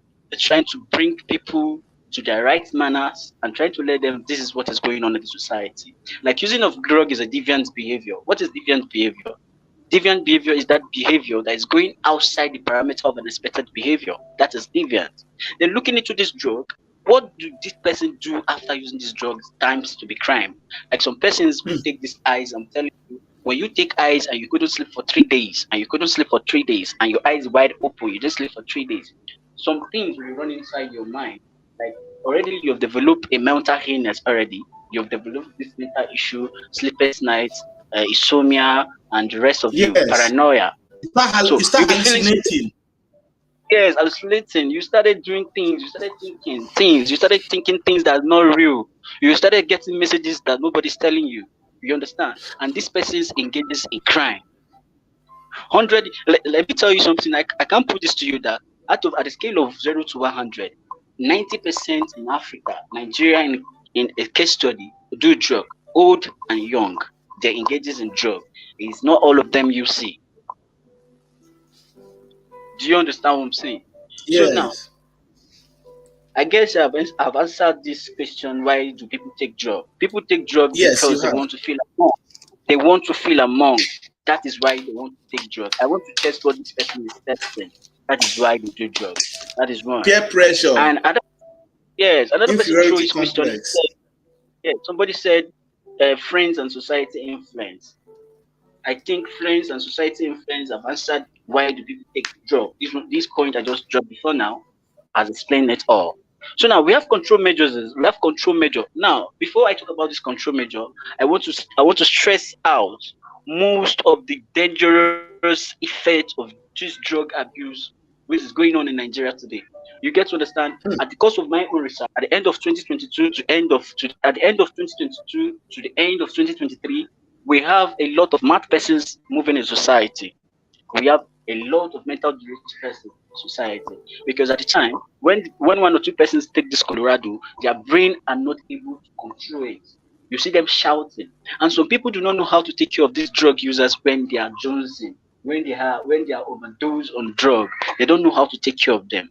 First, if you want to take care of somebody who is on high, who is on influence of hard drugs and overdose, first of all, when you come close to that person, you take away something. You take away things that will be able to injure this person. You try to shift it away from him. But in my Africa, what they do is when they see somebody who is high on drug, in order to help that person, to start beating the person. Probably let's beat him. We will come back to his. They start pouring water. I was seeing one the other day. They were pouring water. I don't know It's a wrong practice. When did baptism become a factor that will sustain somebody? It's a very wrong practice. At the cost of pouring that individual water on his head, that person will have seizure. Do you understand? That person will choke. That person will have seizure, and you see the person like. Yeah, Are you you see the serious person about sleeping. that? When you pour water on them, it gets Very seizures. serious, and many persons have lost in. Yes, pouring water. Some persons pouring cold water on them, which is very dangerous, very bad. At the process of pouring this person's water, these persons might lost their life at that processes. So what you're supposed to do, you are supposed to engage on the right practices, trying to let them know that these practices we are engaging in Africa is very bad and very dangerous. Because okay, you see somebody on overdose, you're supposed to help this person, rather you're beating this person. That is, you want to kill this person, you want to kill him, you're not helping him, rather you want to kill him. If you really want to help somebody who is overdose on drug, you just take any sharp object that will injure this person, you take it away from him. Secondly, you create awareness. You try to do your first aid. See how you can identify the person. Rather putting air to the person, if the person offended or something, rather blowing air into the person, trying to resuscitate the person. If you're unable to resuscitate, make sure you have a transport, you have mobility, somebody who is ready to take this person to the nearest hospital. Probably in Nigeria today, we don't have an ambulance. We don't have ambulance that will call for emergency. We don't have that in Nigeria. Whenever you want to help that brings me to my next question.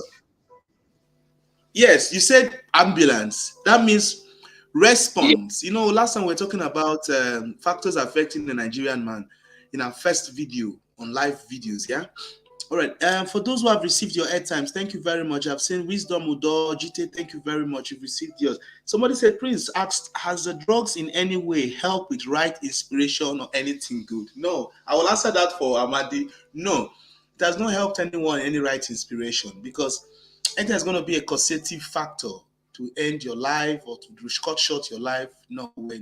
Because I know people who say they have inspiration after taking drugs. Mr. Prince must be a funny guy. Mr. Prince, why don't you call in and make your point after Humphrey, please? For those of you who want to join in on the live show, I'm going to drop the link so that my amiable friend and colleague here will not feel bored. I want them to bombard. I need some questions that will bombard him. I need people to bombard him with questions, you know. I need them to bombard Yes. him with questions. This guy he has worked and is living around with people with similar experiences. So it's okay to tell us everything. He's very, very fit. Yes, that's the link. So follow it. Oh, thank you, Augustina Oliva. Today's interaction is awesome. Thank you, guys. Please share this program. Listen, I think we're going to do something like this. For those of you who will be interested in sensitization programs, at least so that when we come to your areas, for instance, if you're in Akwa Ibom, send me a DM. My number is there. It's really difficult to control drug abuse in the world due to some people's addiction and profit. Yes, that's a counterbalance. I agree with you, Mr. Cyrus Waziri. There's profit, and there's addiction. Once you're addicted to it and there's money coming out, it's obviously they work hand in hand. They're woven. Do you understand? What is the benefit they get from taking drugs? Exactly questions people are asking. What are the benefits? Now, there's no positive benefit, to be very, very factual here. The only thing is a temporal hallucination people get, temporal pleasure, of which after that, once it's gone, you're back to your wallowing, your situation that led you into drug abuse. I want people to call in and ask questions. I want you to drop your messages. Someone says here, Zuma, please, I know someone that cannot do well in examination without taking drugs. I'm going to put this one. That issue. I'm sorry I have to laugh. I'm sorry about this. Mr. Humphrey, I'm here. Can you go on with what you were saying? Yeah, please drop your questions, call in. There's a live interaction session I'm dropping. Let me drop it again here so that people can follow. Linking. Humphrey, go on, sir. Sorry about that. Go on. We are trying to create a drug-free society. But I still put this as a point, saying that at the cost of trying to live a drug-free society, we cannot totally eradicate drug in the society because there is no free society without crime. Do you get? So if there is no free society without crime, there is no society that exists without crime. Any society that exists without crime, that society have not started existing. So we need the drug users. We need them because without the drug users, we will not have psychiatrists. There is no need for psychiatrists. There is no need for somebody to go study psychiatry in the hospital or in the school. Well, so if we don't have drug users in the society, we will not have the NDLEA. Do you understand? The Drug Enforcement Agency. Yes. So now, all these things go interwoven, but then we have to be on the control measure. We have to be on the control side, on the controlling side. We must not do it and we must not overdo things. So what am I saying now? Drug abuse has eaten my society too deep. Okay, now in the eastern part of the country, my own states, for example, yes, don't work for you. You're going to pay this young man a huge sum of money. This young man will tell you, no, I'm not working. Sorry, I'll use my native language. I am that means he's not going to walk. He's on ice. He's catching his cruise. So now, this drug we are feeding on has no any positive effects to the body. Rather, it damages the brain.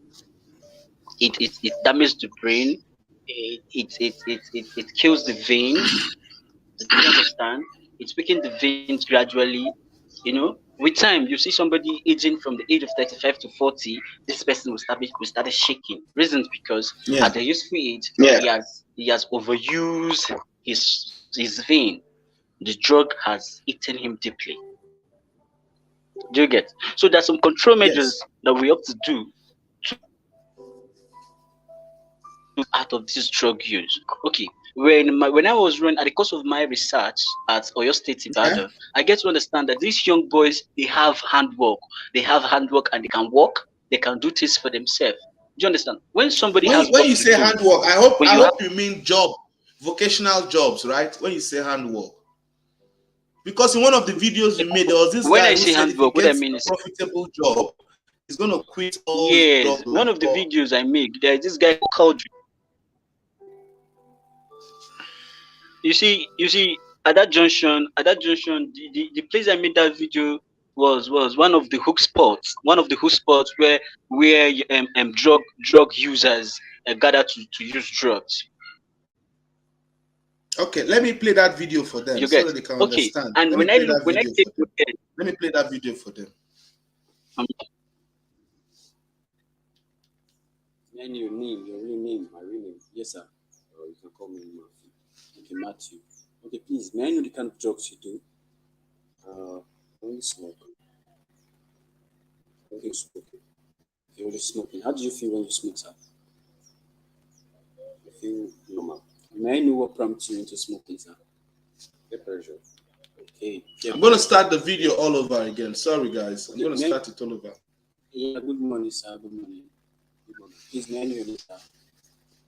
White. Please, may I know your name, your real name, my real name? Yes, sir. That's the video I'm about to show you. It's the video of a user of the drugs. Yeah, and Mr. Humphrey was able to help us to go and do another video interview. So I think I'm just going to play it for us, for everybody to watch it, because it's important to know. Some of you have been asking what prompted them to go into drug. I'm going to play one of the reasons now. Somebody who literally uses a drug, and he's made his own public confession, kind of. We're not here to antagonize anyone. We're not here to speak ill of anyone. I'm only here to support each and every one of us. Sorry, I'm trying to get the video rightly, because yeah, that's it. Thank you very much.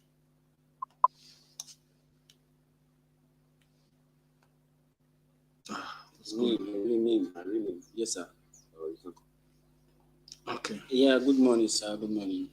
Good morning. Please, may I know your name, sir? White. Please, may I know your name, your real name, my real name? Yes, sir. Or you can call me Matthew. Okay, Matthew. Okay, please, may I know the kind of drugs you do? Only smoke. Okay, smoking. Okay, only smoking. How do you feel when you smoke, sir? I feel normal. May I know what prompts you into smoking, sir? Peer pressure. Okay, peer pressure. Wow. Okay, may I know what you do for a living, sir? I'm an artist. I'm an entertainer. I should be in the entertainment game, but oh yeah, that COVID-19 pandemic issues actually dropped person like me from the entertainment game. So right now I'm just a normal civilian. Okay, trying to handle my artists. Okay, that's good. Okay, please, may I know what are your situations that prompt you into drugs? Actually, I'm this kind of high blood pressure person. I have this hot temper, kind of anger, kind of all those kind of things. So it's actually got me into doing smoking. So I started from while I was still in the street of Lagos. Okay, on this end, on behalf of ZUMA-LEMA, may I know what do you know how to do best? What do you know how to do best that can take you out of this drug use? I'm actually an artist, a creative one, a creative artist. Yeah, I've been into carving, I've been into pencil works, and painting. So color works are my works. Okay. So when you see a good Samaritan that will take you out of the streets, you are ready to leave the bush here. Actually, I come into the bush to hide away from public utterances. Can you hear that? That's the reason why. So it's not as if the bush is my hand. Okay. To hide away from public individuals trying to peep into what doesn't concern. So everyone gets each character. You get inputs from everybody. Be you smoker, be you no smoker. You have the character in. Okay, on this end, I want to throw more light on the drug use on behalf of ZUMA-LEMA. I want to tell you that using drug is wrong, not totally wrong, but using drug is wrong because drug abuse in Nigeria has been a very high thing in the society. Thank you very much. That was just a short clip from Mr. Humphrey. Thank you very much. Yeah. I see someone, Dipole Smart, wants to join in. I don't know. I've sent the link. If you want to join on a live video, that's the link there.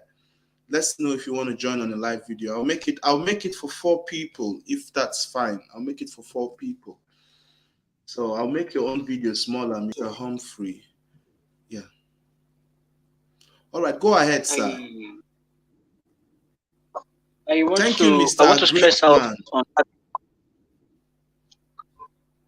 Okay, I want to throw more light somebody on said that particular something young here. man's video. You see, that young man, Yeah, Mr. Matthew, is a very talented young man. Go on. Hello. I wanted to say something. Thank you very much, Mr. Greatman. And Mr. Prince Jack Abio said something. Just like I said, two of my friends who play football takes drugs before they get into the pitch of playing, and they do so well.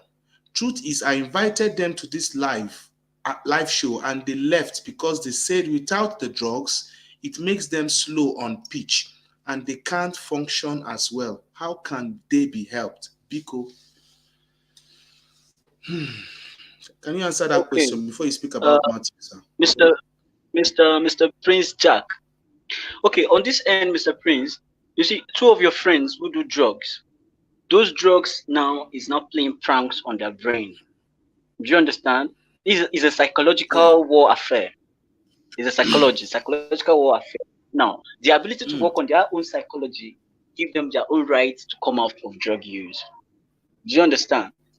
Now, when they talk about psychology has to do with your physical and mental process. Either you're sleeping, you're walking, all is what psychology. So now, your ability now to work on yourself makes you who you really are, not what someone say you are. Someone can say you're fine, and within you, you know you're not fine. Mr. A can say you're bad, and within you, you know you're not bad. Do you understand? So now, when you work on your psychological being, you can see yourself coming out of the drug use. We have many persons who play football and they played very well without using drug. Why not be like them? It's all about engaging yourself, taking someone as your mentor. Probably that person might say when he was growing up as a footballer, or when he was growing up going to the pitch, he might see one of his senior bro using drugs while playing football. And that senior bro plays football very well. He not take that senior brother as a mentor. That my senior brother plays football whenever he's on drugs. That is psychology. The brain now is getting small problem with his brain. Sorry to use that language, because the drug use has stick to his brain, making him to feel you can't do anything without this drug, which is not supposed to be like that. It's all foul play. It's all lie. I can see them coming out of that drug use if they are willing to come out of drug use. Do I answer your question, sir? Yeah, we're with you, sir. They should go. Yeah, they should go back. Those 2 persons should go back and work on that self. Work on their self. They will ask themselves question: who do I really want to be? Do I really need this drug? Look at yourself. This drug is destroying you physically and mentally. How is it destroying you physically? Like me, using myself as an example, I used to be this fine young boy when I was coming up. Everybody likes me. I'm the last in my family. My family loved me very well. But when I engaged in drug use, I became older than my brothers. To some extent, I'll be working with my brothers on the street. Good morning, good morning, how far? I see somebody that looks like you, a junior brother. I'll say, no, that is not my junior brother, that's my elder brother. They say, why you come? Because the drug use now has succeeded in burning down my physical looks. You see, the drug is affecting your physical look. Your physical look totally, it will change your physical look from your normal being. That is one. That is one of the negative effects of drug. Talking about drug again, your mental being. The drug will play with your human resource. It's playing with your human resource, trying to tell you that, young man, if you don't take this drug today, you die. It's all about you taking a decision. It's a decision. Taking a decision your own self. That I want to be my real self. I want to go out of drug. I want to stop using drug. I want to be drug free. And being drug free, living a drug free society is one of the goals of the international communities today, because they've seen that the drug users are the vulnerable ones in any given them outbreak of any infectious disease. Like during the time of COVID, the drug users are the vulnerable ones, because most of them engages in drug use without sanitizing their hands. Probably somebody Exactly. might go to the toilet and use his hands, do one or two things without sanitizing it. I'll still come and shake you on the bunk, use drug with you. Okay.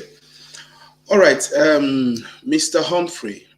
Yes, let's do a round off now and receive a few calls before we end. We've had a long and lengthy one. We're going to have edition 2 or episode 2 next week Friday, and just let's give it a quick one. If you want Guess to I've ring answered that in, question. yes, you've answered that question, sir. If you want to ring in, kindly ring in now. If you want to join in on the live show, you can click on this link and join in on the live show, please. Let me drop the link for us. If you want to be on this live show, kindly join us. Follow this link and join the live show. Okay, Mr. Humphrey, thank you very much for your consistency. Thank you for your support today. I think we have a caller coming in. Yes, Mr. Let me add you in. Yes. Welcome.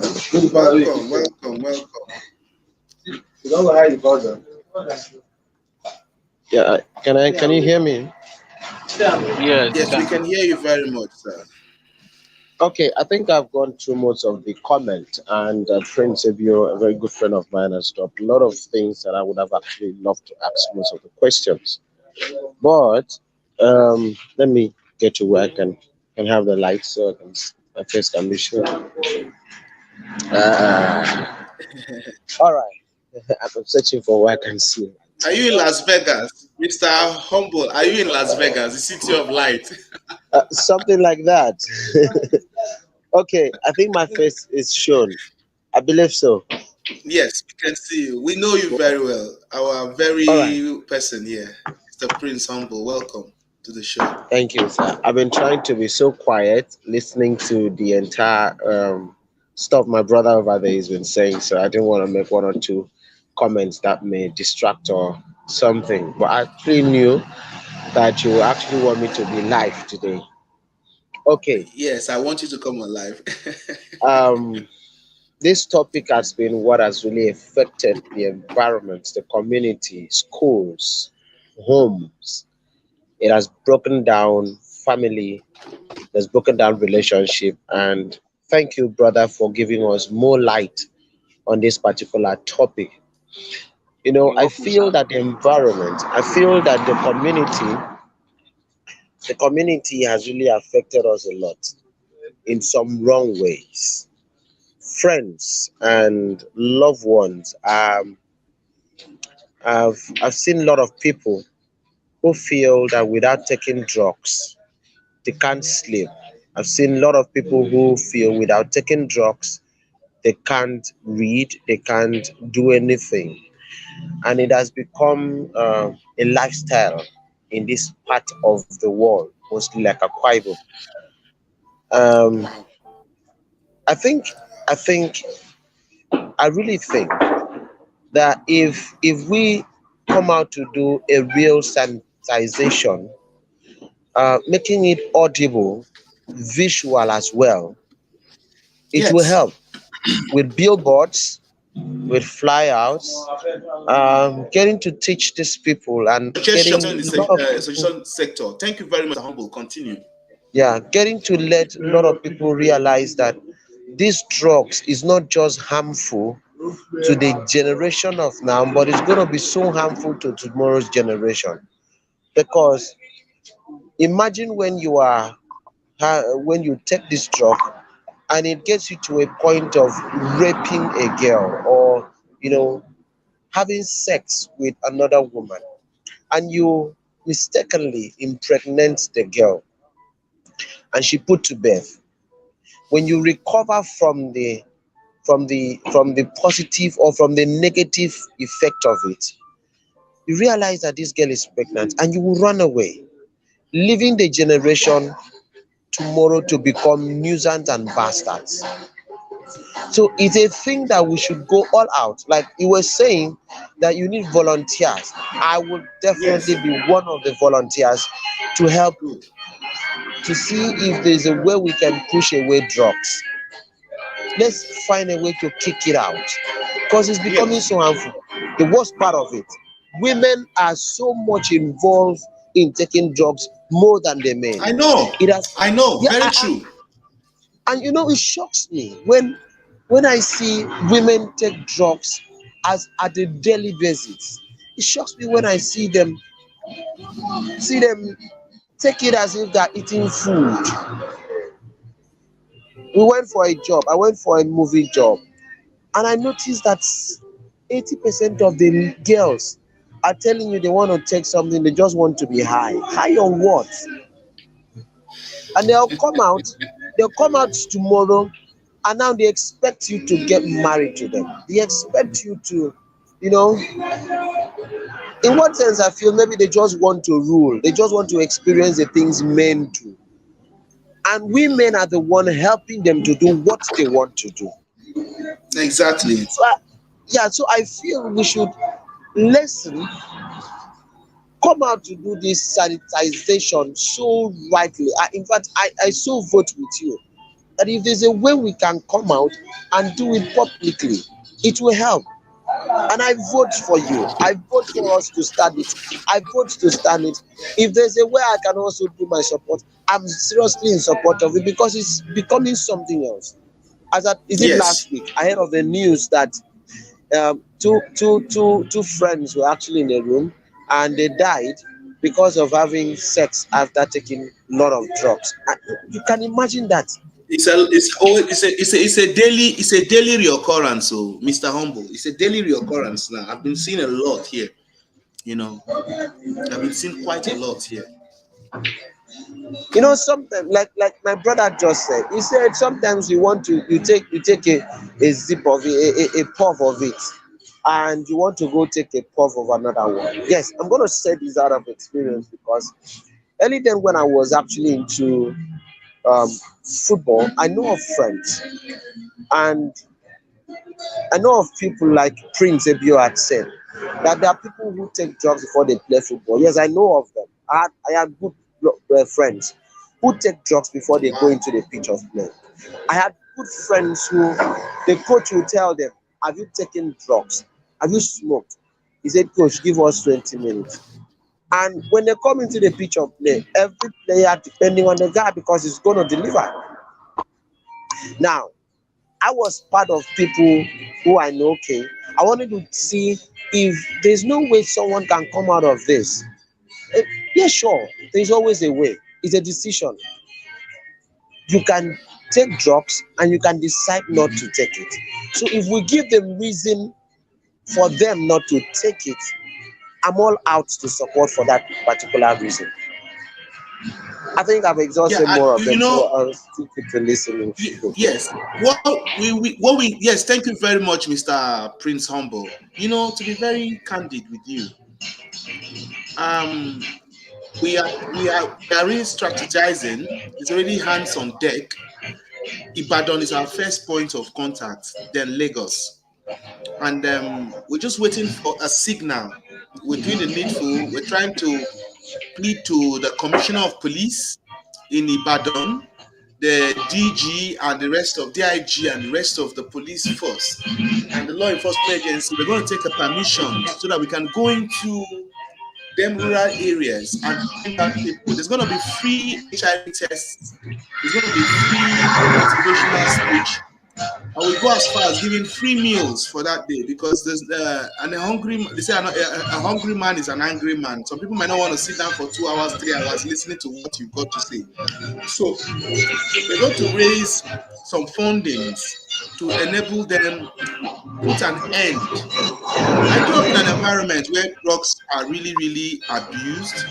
I grew up in an environment where drugs are really, really abused. And to an extent, many of us understand that drug abuse is on the high rise. I know of someone who wants to meet the woman. He bought drugs for him to last long in bed, which is very bad. And those drugs they make, yes, that's true. All those drugs that enable them to stay last long in their sexual marathons and the rest has led many people to grave, like those other two couples. So please, friends and viewers, thank you, Mr. Humble, for your contribution. Thank you, Mr. Humphrey. Thank you, everyone who has joined us tonight. I do not want to end without saying this. We are going out all full. Next week, except otherwise, we're still coming back to do the show. This drug enforcement, we're going to speak to a couple of people who have ideas and motivations and how we can put end to drug abuse and misuse of drugs. To an extent, we can't end it, but we're going to start somewhere. We didn't start it, so we're not ending it, but we're going to end it in our own generation. Because I looked at a scenario, a friend of mine who graduated from, I won't call the name of university because of stigmatization. He graduated. He was sent abroad here to come and study. Can you believe on arrival here, he chose to go into injecting, sniffing, all manner of usage of drugs. And it didn't end at that. He was now borrowing money off people just to meet up with his needs, with his urge. There's this driving force that pushes you into doing what you don't have to do. Some people have to go and borrow money. Some people have to go and collect loans. Some sell their valuables. I had a friend who would keep his laptop, who would give his phones. Back then in the uni days in Maiduguri, I have a friend back then who was willing to give everything just to have a spill of a job. Growing up in a society like that, it has been harmful. It has been dastardous. It has been, let me borrow the language of Honorable. Say it's a dijma pijma. And finding yourself in that situation, we can't do any other thing than ask God to help us. As much as we do ask God to help us, you and I have got a lot to bring into the platform. We're going to be hitting up in Ibadan. Please, if you know you're in Ibadan and Lagos axis, kindly reach out to me on our WhatsApp, on our Facebook or Instagram. Chat me up. We start there. When we hit our first location, then we're going to spread it out. Next is Akwa Ibom, then Abia State. Then we're going down even into the northern part of Nigeria. I know most of you were expecting me to come today. Most of people wanted me to talk about Deborah Yakubu's death. For some reasons, I won't be speaking about Deborah Yakubu's death because religion is a very massive spectrum. It's a phenomenon that not anybody and everybody can talk about. So I'm not going to really speak about late Miss Deborah Yakubu's death. And I ask that her soul rest in peace. I pray that her soul rest in peace. And the families who have lost her, may God Almighty grant them the fortitude to bear this irreplaceable loss. Because I felicitate with them. And I pray that the full judgment of the law will befall as many culprits that are involved in such a hideous and gruesome killings of Deborah Yakubu. There's nothing religious about killing people. If you are a religious person and killing someone is a point of contact to know your God, then I'm sorry to say this, your religion needs a second check. I'm speaking because I was brought up in the north. The real core northerners were not known for killing. What we know, people from the northerners were peaceful until the extremists, the Islamic extremists came into vogue and started taking over the wrong interpretation of Islam. The real Muslims are out there. They are known for peace. At the point, Borno State was known to be the home of peace. So please, this life is too sweet for us to waste. This life is too pleasant for us to destroy. Please, if you enjoyed tonight's program, I've got 5 minutes to go. If you've enjoyed this program, kindly share, like, subscribe, and drop a message.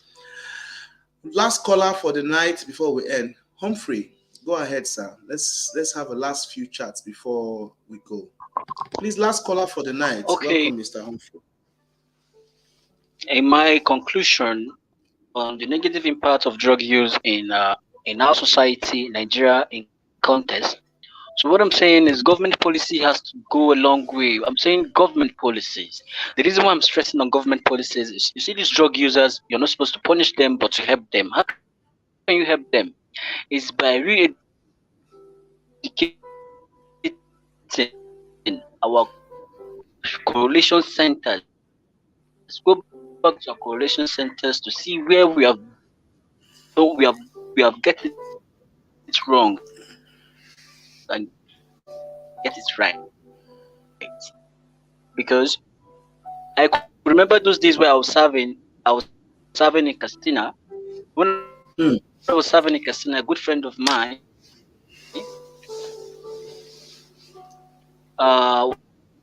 we went for a stroll to Niger Republic, which is passing through the back door. We passed through the normal Niger border.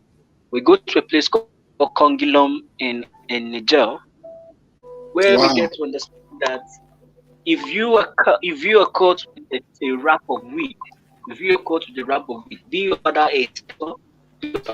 for 1 year. You see, drug use in that very community, like weed, like marijuana, is on the lower side, on the control side, because nobody wants to spend funds in prison in remand. So understand? That is government policy. The government policy is working. The law is working. So the social is back to the drawing board and get it right. Getting it right here is everybody had to get up from his comfort seat.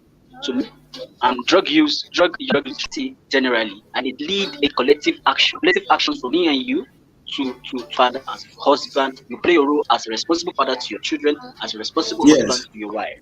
That is, you're playing a role set. So now, you being a teacher, if a child is being sent to school, you make sure you give the child the best education, the best knowledge, the best knowledge, that best learning. You as a teacher should educate the child with it. So now, if you are a pastor or you are an imam, and they bring a child to you, a child comes to the church or he comes to the mosque, you should be able to teach the child what he or she is supposed to know, so that he will be useful to the society. Every religion has methodologies to end drug abuse. Everything is in a religious book. There are trainings you give a child when he's growing, even in Islam, both in Judaism, both in Buddhism, even in Hinduism. You understand? Even in Christianity. Even as a free thinker, you should know that there's health and safety that is harmful. Okay, I'm with you, sir. Yes, at the point in time, learning is said to be a process. It starts at childbirth but ends in the grave. You should be able to teach the child the good manners, the good way, the good morals, belief, tradition, customs. What you feel this child needs, you should educate the child when he's growing up. When he grew up, you say train up the child the way that it's right. When he grow up, he or she will not depart from it. Yes, they will not depart from it. So now, it took a good friend to tell you your mouth is smelling, and it took a bad friend to tell you where your mouth is smelling, tell you your mouth is perfumed well. Do you understand? So now, when we talk about the economy, the government policy should be able to tackle the economy in the sense that the poverty rate in Africa is high. And when I talk about Africa, I talk about Nigeria. Nigeria is that big heart of Africa. I keep stressing it because we are the giant of Africa. So now, you becoming a giant Africa, you have nothing to show up. So the poverty rate in my country is high, and the gap between the rich and the poor is from here to is from here to Sokoto. Like Nineveh. From here to Nineveh. That is very far. The wide Please like this program. Oh, please, those of you on Facebook and Instagram, Twitter, like and share, please. On YouTube, like and share. Thank you. So Nigeria is very populated with human resources and even natural resources, and the natural resources cannot even be used to feed the people of the country. Do you understand what I'm saying? Like the resources we have is enough to take care of the citizen in this country, but vice versa, the poverty range is high, very very high. So now we have to tackle the economy, to make the economy balanced. And when there's equal distribution of wealth and resources, everything will work fine. Do you get what I'm saying? So now, yes, I see stresses about policies. Now, if you check 2023 election is coming on hand now, and these politicians will not come and meet you on your doorstep, tell you come for me, I'll give you money, or come carry gun for me and shoot people. No, rather they will go to that shark hole. They will go to that exactly. They will go to that rural area where these people do not have real education, where these people do not have the real message. They'll tell them, okay, come vote for me. I'll give you this, I'll give you that. They'll share guns for them. And these politicians will give them jobs. These politicians will provide jobs for them to use, so that they'll be gingered to kill themselves for the politicians. And after them, their children will be schooling abroad, their children will be getting fat, their children will be getting all the social. All right, Mr. Humphrey. I'm not digressing, but what I'm trying to say is I'm giving a clear conclusion how we can better the society. So now I'm talking about the politics. What government policies should be able to tackle things right. When I'm talking about the legal system, should do what it's all to do. As in, if you see somebody who is violating the law and this person is supposed to face the wrath of the law, let he or she face it. Be him a minister's son, or be him the yes. There should be equal rights and justice. There should be equity, equal rights and justice. The rule of power should overcome the rule of pleasure. You know, yes, there should be sanity. Do you get it? There should be sanity in every ramification. Everything will sanity. Oh. See what someone is saying here, Mr. Humphrey. So someone is sending their appreciation to you. Someone says, Annabelle Precious says, thank you, Mr. Humphrey. God bless you for educating me today. Actually, you have really taught me a lot today. I appreciate. Today, sir, I appreciate. Wow, thank you very much. She said, she asked a question, like, how can we help them? Yes. Okay, now, on this end, if you want to help a drug user, you must not victimize them. You must not intimidate them. You must not tell them, hey, I don't have anything to do with you, you're a drug user. No, you call them close. You know, these drug users, after using drug, they want to eat. Do you understand? So when they use this drug, probably you are having 100 naira or 200 naira. You go buy them, you sit them down, you tell them the reason why they shouldn't use this drug. Give them reason of staying alive. Give them reason that they could be the president of tomorrow. When you tell a drug user that you can be a president tomorrow, you can make this society work. Those things that you don't want to say in the society, you can be the change you want to say in the society. The best rehabilitation I can tell anybody starts from you. Thank you if you do not rehabilitate yourself, there is no need going anywhere. Do you get? Thank so you now, very much, Mr. For you to put them out of this drug use, you have to be cool with them. You have to give them you have to build up good rapport, good confidence. They must have this confidence in you. If they don't have confidence in you, definitely what you're doing is zero. You must give them confidence. Tell them everything you're doing with them is confidentiality. You're not sharing with anybody. You're keeping their secret with you and only you. That is when the drug user will try to tell you. Okay, I'm going to say something here. At times, peer pressure can also cause drug abuse, because when a goat that does not eat yam follows a goat that eats yam, the goat that doesn't eat yam will definitely start to eat yam. Okay, I want to partially agree with Princess Amarachi. And oh, Tabitha, you're back again. Today I can't hide my joy, Tabitha. Let me upload this on my timeline. Always say positive things to them. Now, let me come in now. Thank you very much, Mr. Humphrey. I'm going to be rounding off now. I'm going to say a few things and then we are done. Let me start from the end. Tabitha said we should speak positivity to them. Positive mindset, like we always say, for every moment there's a fresh beginning. For every moment there's a fresh beginning. That's the motto of ZUMA-LEMA. And somebody asked a question, how can we help them? We've enumerated a list of things we can do where our power capacity can carry us. We're starting with sensitization programs. We're going to print out t-shirts. We're going to print out banners, posters. And we're writing to the letter-headed papers with ZUMA-LEMA vlogs to the police officers who are in charge of different divisions so that they are aware of our involvement. And then there's going to be room for security as well. And there will not be unnecessary picking up of drug users because they think it's a meeting for only drug users. No.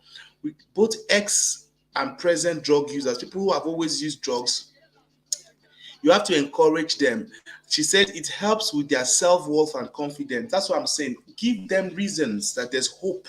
There's light at the end of the tunnel. We need to support them. And how can we get them to readjust and, how will I say, there's one thing they call withdrawal process. Withdrawal process, is that a process where people stop taking specific, Mr. Humphrey, is withdrawal process.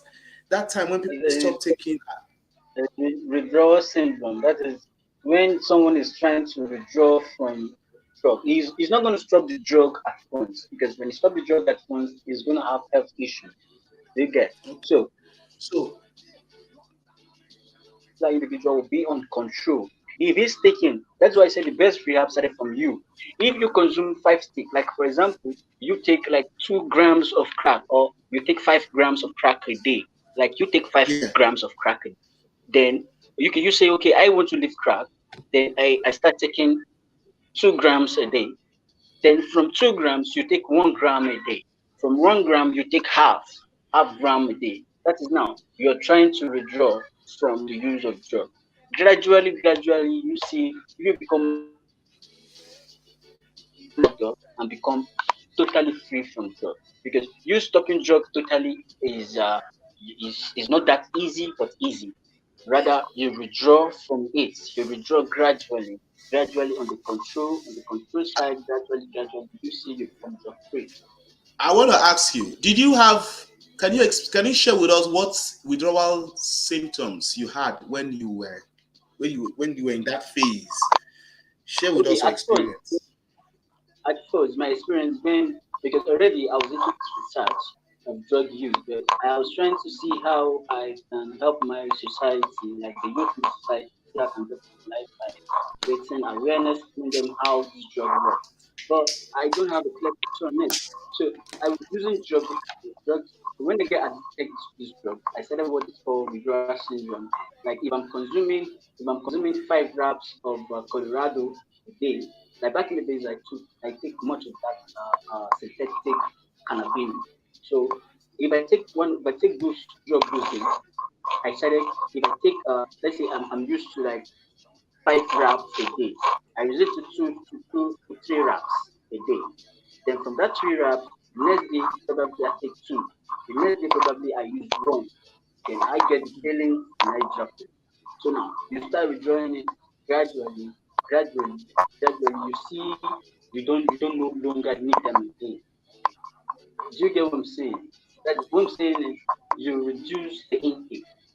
Like you're taking something, you're taking it from the high level, and you're trying to bring it down. Totally, you don't need. Okay. Yes, Tabitha Gray said withdrawal symptoms can be debilitating. That's why they are medicated ASAP. It's rough on the patient. Some other person, Dipole Smart, said lack of family support and involvement is one of the causes of drug abuse. You are totally right, Mr. Humphrey. I made it very known to you that your presence here tonight will really help a lot of people who are still fighting and battling with drug abuse and drug misuse. And with your experience, your exposure, and encounters, we want you here again next week. Please like this program. I can see most of you are not like, there's a lot of people watching, but like this program, share this program. We want the world to really hear. Next week, we're coming out with a rebranded package here for you guys because drug abuse is on the increase. It's on the skyrocketing at the moment. Meduguri, Kalabalge areas. If you go down to Sokoto, Gada, if you go to that's the Binishe, Gada, Ginginye, Ilela, you go to Katsina, you go to Jigawa, you come down to the east, you go down to Abia State, you go down to Anambra. Look at what's going on in Owerri. Last time somebody say he was taking enhancement drugs to satisfy 3 women at a go, and he passed out. 2 women, and he passed out, and they were pouring water on him. Who knows what he must have taken? That probably with an empty stomach, he hadn't eaten something. Please, anybody who wants you to impress him or her, please, my people, avoid the person. Avoid anybody that wants to impress. If your natural strength does not give you the permission to carry out your sexual activities, there's nobody else to give world-class sexual performance. So there's no medal for world-class sexual performance.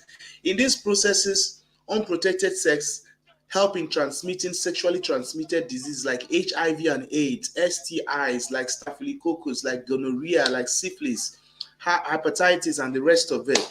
We can even pass across different body and fungal infections. We are exposed to depression. We're exposed to terminal health challenges. We are exposed to liver cirrhosis, kidney stones, different health challenges. We're being exposed to economical problems. Like, for instance, once you cannot afford, I had someone in my closet back in the days who couldn't afford drugs. All he does, he goes to the shop and call it shoplifting. For Tabitha, who lives in Europe, she knows what shoplifting is. You see all these druggies, they come around, they try to pick up free drinks, go and sell them. They pick up materials, television, even hand fan, working, pressing irons, electronic gadgets. They sell them for peanuts in exchange to go and get what? A few fix. They call it a fix. They want to get fixed. Please, if you are indulging in hard drugs, abusing it, and it's damaging you, you can tell when it's damaging you. It's obvious. Your speech changes, your circle changes.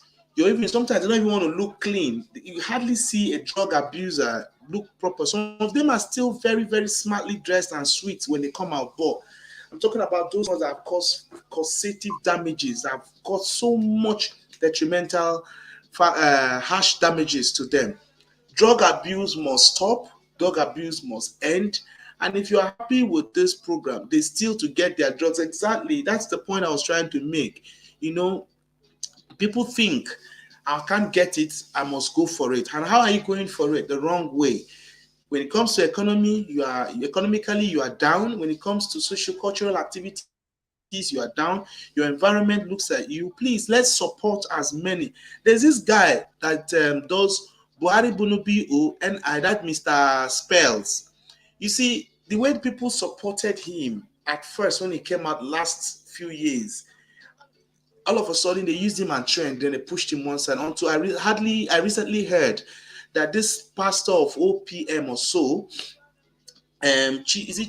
somebody should remind me of that pastor that said that helped that Mr. Spells. It's the same pastor who actually sent those 2 dancing security guys to Cyprus. It's the same pastor who took upon himself to assist Deborah Yakubu's family. Please, if you're watching the program, remind me of the name of the pastor. I think it's from Port Harcourt. The man of God has really, really been helping out. So please, it's high time we join the society. We show them some love. We assist them. We put them in the limelight. So I think tonight, without taking much of our time, let's come to an end of today's program. Mr. Humphrey, I must confess, I am very pleased to have you on our show tonight. And we're looking forward to seeing you again, probably next week. If you are very much available, No problem, sir. we want to grace your words with us. All right, if you just have one word to say to them before we sign you out, sir.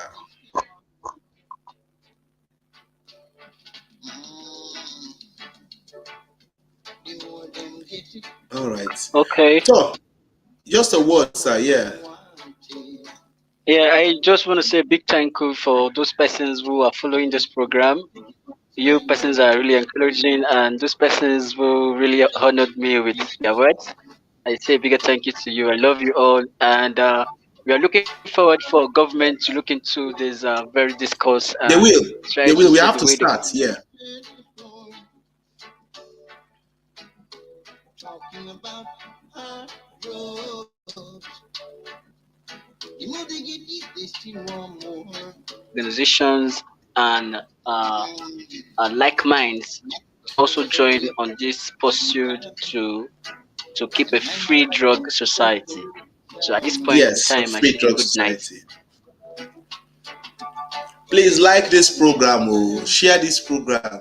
Let the world know we have people that can help out to change the mindset for drug-free society. Thank you very much, Mr. Amadi.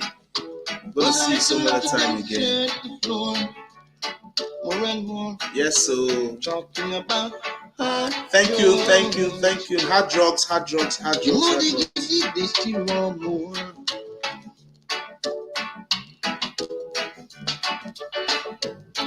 Hey. Thank you, Mr. Humphrey, for sharing your story. Yes, so please let's share, let's like. Thank you very much, everyone. And man, I like monkeys all over town. Lord, no. Sing the press like the show. Like the show. Thanks, Mr. Amadi. Thank you, Mr. Amadi. Like the program, share, like. Hard drugs. Talking about hard drugs. More and more. Talking about hard drugs. Fantastic one. Thank you, everyone. Thank you very much. I love you all. Thank you for coming on the show tonight. Talking about it. You more than get it. I do more than want. You're still with us, Mr. Humphrey. Okay. I don't want to go. Talking about hard drugs. Yeah.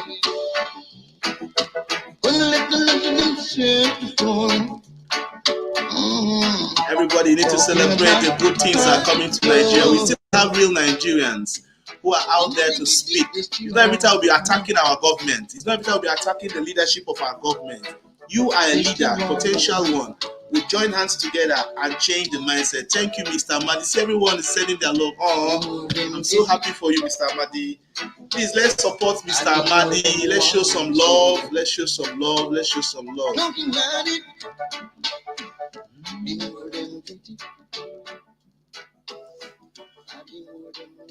Yes. All right. Thank you very much, guys.